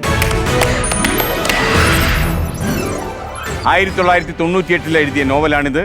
ഈ ഒരുപാട് വിവാദങ്ങൾ ഈ പുസ്തകം ക്ഷണിച്ചു വരുന്നു. ഒരുപാട് വലിയ പണ്ഡിതനായിരുന്നു PV നരസിംഹറാവു. കുറച്ച് മാത്രം സംസാരിക്കുന്ന ഒരാൾ. 14 ഭാഷകൾ അറിയാമായിരുന്നു. നമ്മുടെ K കരുണാകരൻ ഡൽഹിയിലെത്തി കിങ് മേക്കർ ആകുന്ന കാലം. അവസാനം അദ്ദേഹം തന്നെ K കരുണാകരന്റെ പാരയായിരുന്നു. പിന്നീട് ചരിത്രം, അങ്ങനെയൊക്കെ പോകുന്നു. അത് രാഷ്ട്രീയം, നമ്മൾ അതിലേക്ക് കടക്കുന്നില്ല. അപ്പൊ ഇപ്പൊ 3 ലക്ഷം രൂപയായി, സമ്പന്നയായി, ലക്ഷാധിപതി. അമ്മയുടെ കൂടെ ഇപ്പൊ സന്തോഷമായിട്ട് ജീവിക്കുകയാണ്. സന്തോഷമായിട്ട്. സഹോദരന് കൂടി ഈ പുഴയ്ക്കകത്ത് ചേർന്നാൽ സ്വപ്നമാണ് എന്റെ സ്വപ്നമാണത്. എന്റെ ഏറ്റവും വലിയ ആഗ്രഹം അതാണ്. എനിക്ക് തോന്നുന്നത് ഈ ചിലപ്പോഴൊക്കെ നമ്മുടെ വാശിയും ചിലപ്പം സ്നേഹത്തിൽ നിന്നുണ്ടാകുന്ന പ്രതികാരവും അതൊക്കെ അലിഞ്ഞില്ലാതാവും പ്രായമാകും. പ്രായം മനുഷ്യരിൽ വരുന്നൊരു പക്വതയുണ്ട്. ഈ പക്വത ഒരു സമയത്ത് കാണിച്ചില്ലെങ്കിൽ പിന്നെ കാണിച്ചിട്ട് കാര്യമില്ല. ഈ ഒരു പരിപാടിയിലൂടെ എന്റെ അത് വരും. ആ സ്നേഹം ഒന്ന് പുറത്തെടുത്തെങ്കിൽ അത് മാത്രമേ ഞാൻ ആഗ്രഹിക്കുന്നുള്ളൂ. ഇപ്പൊ പേഷ്യൻസ് ഒക്കെ എത്ര വരുന്നുണ്ട്? ക്യാൻസർ ഹോസ്പിറ്റലിലെ കാര്യമാണ്. അതെ, പേഷ്യൻസ് ഒക്കെ ധാരാളം വരുന്നുണ്ട് തീർച്ചയായിട്ടും. ഇപ്പൊ താങ്കൾ ഒരു വലിയ കുഴപ്പമില്ലാത്ത ലെവലിൽ കാര്യങ്ങൾ കുഴപ്പമില്ലാത്ത ലെവലിൽ പോകുന്നു. കൗൺസിലിംഗ് ഉണ്ട്, കുട്ടികളുടെ കാര്യങ്ങളൊക്കെ മാനേജ് ചെയ്യുന്നു. കുട്ടികളുടെ കാര്യങ്ങൾ മാനേജ് ചെയ്യുന്നു. അമ്മയുടെ ഒരു സഹായം ഉള്ളത് തന്നെ, അമ്മ നോക്കുന്നുള്ള ഒരു ഭയങ്കര ഒരു കോൺഫിഡൻസ് ആണ് അമ്മ കുട്ടികളെ ഹാൻഡിൽ ചെയ്യുമ്പോൾ. എനിക്ക് പറയാൻ പറ്റുമോ, ഡോക്ടർ ശുഭ KS ഭട്ട് ഇപ്പോൾ ചിരിക്കുകയാണ്? അതെ, തീർച്ചയായിട്ടും ഞാൻ ചിരിച്ചു തുടങ്ങിയിരിക്കുകയാണ്. ഇനി ചിരി നിർത്തില്ല.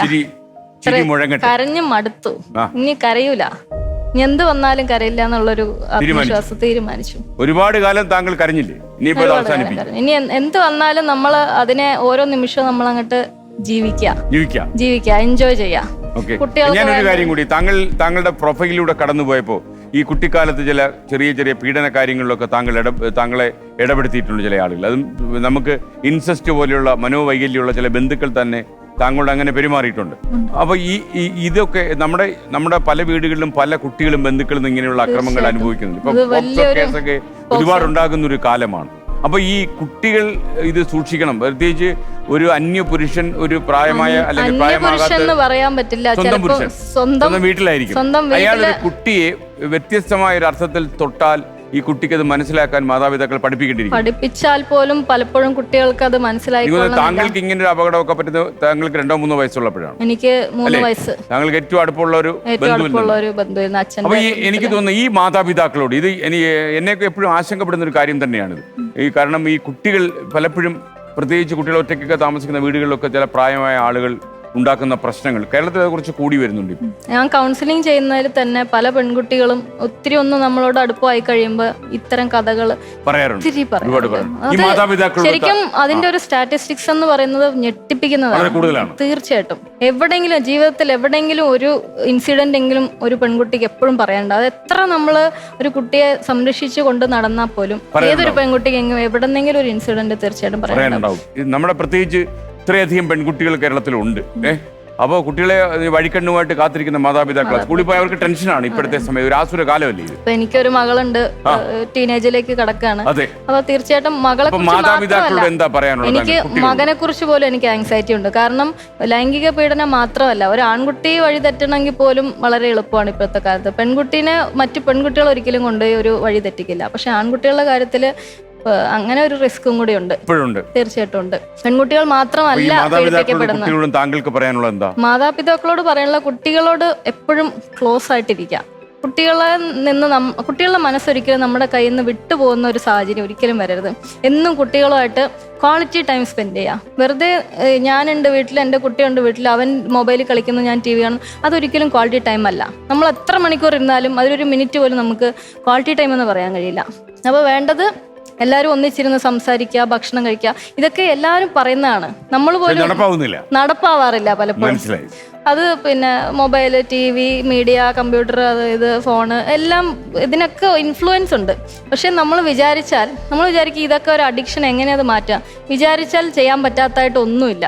ഇപ്പൊ സ്മോക്കിംഗ് ചെയ്യുന്ന ആൾക്കാർ പറയും എനിക്കിത് നിർത്താൻ സാധിക്കുന്നില്ല ഡോക്ടറെ. ഈ കൗൺസിലിങ്ങിനൊക്കെ വരുന്ന ആൾക്കാർ പറയും നിർത്താൻ സാധിക്കുന്നില്ല ഡോക്ടറെ എന്ന് പറയും. എന്നിട്ട് പിന്നെ ഞാൻ കുറേ കൗൺസിലിംഗ് ഒക്കെ ചെയ്ത് കുറേ കാര്യങ്ങളൊക്കെ പറഞ്ഞ് മനസ്സിലാക്കി കൊടുക്കുമ്പോൾ പറയും ഞാൻ ശ്രമിക്കാം. അപ്പോൾ അവിടെ ഒരു പേന ഇരിപ്പുണ്ടാവും. ഞാൻ പറയും ഈ പേന ഒന്ന് എടുക്കാൻ ശ്രമിക്കാമോ? അപ്പോൾ അവരിങ്ങനെ എടുക്കും. ഞാൻ പറയും എടുക്കരുത്, എടുക്കാൻ ശ്രമിച്ചാൽ മതി. അപ്പോൾ അവർ പറയും, അപ്പോൾ അവർക്ക് കാര്യം പിടികിട്ടും. അപ്പം നമുക്കൊരിക്കലും ഒരു കാര്യത്തിന് വേണ്ടി ശ്രമിക്കാൻ പറ്റില്ല, നമുക്കത് ചെയ്യാൻ തന്നെ പറ്റുള്ളൂ. നിർത്തണം തീരുമാനിച്ചാൽ നിർത്താൻ പറ്റും. 5 ലക്ഷം രൂപയുടെ ചോദ്യം, 5 lakhs മോണിറ്റർ.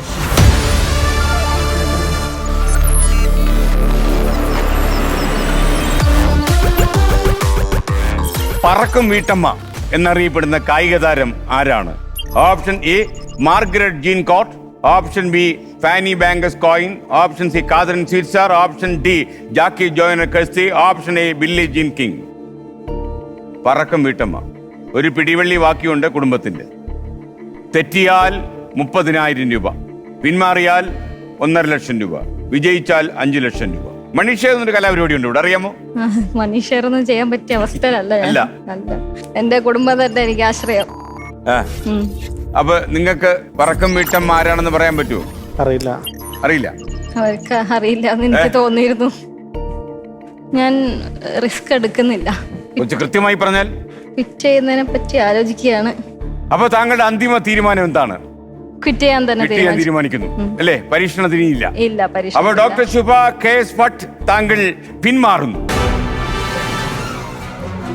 താങ്കൾ കളിക്കളത്തിന് പുറത്താകുമ്പോ പേഴ്സിൽ 1.5 ലക്ഷം രൂപ ബാക്കിയുണ്ട്. സന്തോഷം. ഓക്കെ. ഏറ്റവും വലിയ ഭാഗ്യം എന്ന് പറഞ്ഞാൽ ഈ 1 കോടിയുടെ വേദിയിൽ വന്നപ്പോ തന്നെ ഞാൻ കോടീശ്വരിയായി. കോടീശ്വരിയായി. ഉത്തരം വേണ്ടേ? ഉത്തരം കാതറിൻ സ്വീറ്റ് സർ. അത് നല്ല ഫസ്റ്റ് ക്ലാസ് തെറ്റാ. Option B Fanny Blankers Koen. ഡച്ചുകാരിയാണ്. ഒരു ഒളിമ്പിക്സിൽ 4 സ്വർണം നേടി. 1948 ഒളിമ്പിക്സിലാണ്. ഇപ്പോഴും അല്ല കേട്ടോ. അപ്പൊ താങ്കളും ഇതുപോലെയുള്ള റെക്കോർഡുകൾ ഉണ്ടാക്കട്ടെ. തീർച്ചയായിട്ടും സർ. ഓക്കെ. എന്തായാലും താങ്കളുടെ കഥകളൊക്കെ എവിടെയൊക്കെ ഹാർട്ട് ടച്ച് ചെയ്യുന്നതായിരുന്നു, താങ്കളുടെ അനുഭവങ്ങൾ. അപ്പൊ ഇനി ജീവിതത്തിന്റെ 2ാം പകുതി ഇവിടെ നിന്ന് ആരംഭിക്കട്ടെ. Thank you. പരിചയപ്പെടാൻ പറ്റിയതിൽ വളരെ സന്തോഷം. ഇനി താങ്കൾക്ക് ബാക്ക് ടു താങ്കളുടെ പ്രൊഫഷൻ. എനിക്ക് എന്റെ വഴി. കുട്ടേട്ടാ, ഇനി താഴേക്ക്. ലെവൽ 1.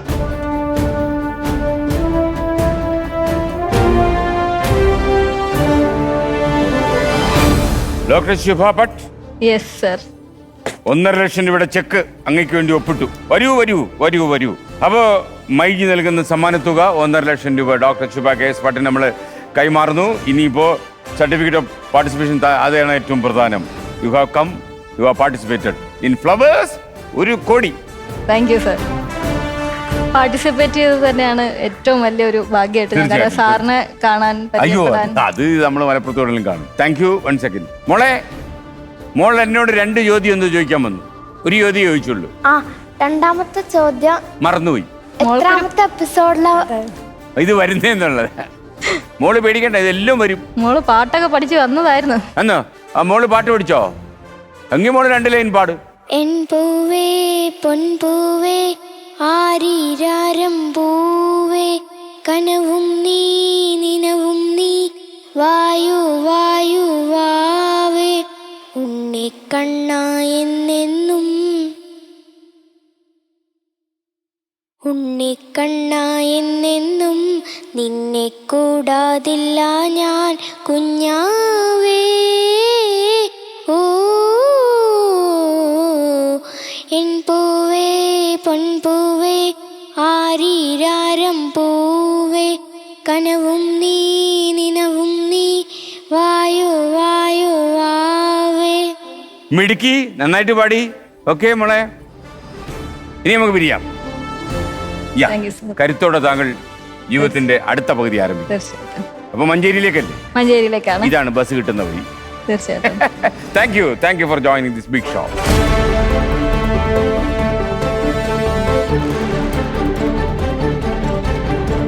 ഇവരോടൊക്കെ സംസാരിക്കുമ്പോഴാണ് നമുക്ക് പലപ്പോഴും തോന്നുക ജീവിതം പിടികിട്ടാത്ത ഒരു ലോകമാണെന്ന്. ഓരോരുത്തരുടെ അനുഭവങ്ങൾ കേൾക്കുമ്പോൾ നമുക്ക് പറയാൻ പോലും വാക്കുകൾ കിട്ടാതെ പോകും. ഡോക്ടർ ശുഭയുടെ കാര്യം നമ്മൾ ഇവിടെ അവസാനിപ്പിക്കുന്നു.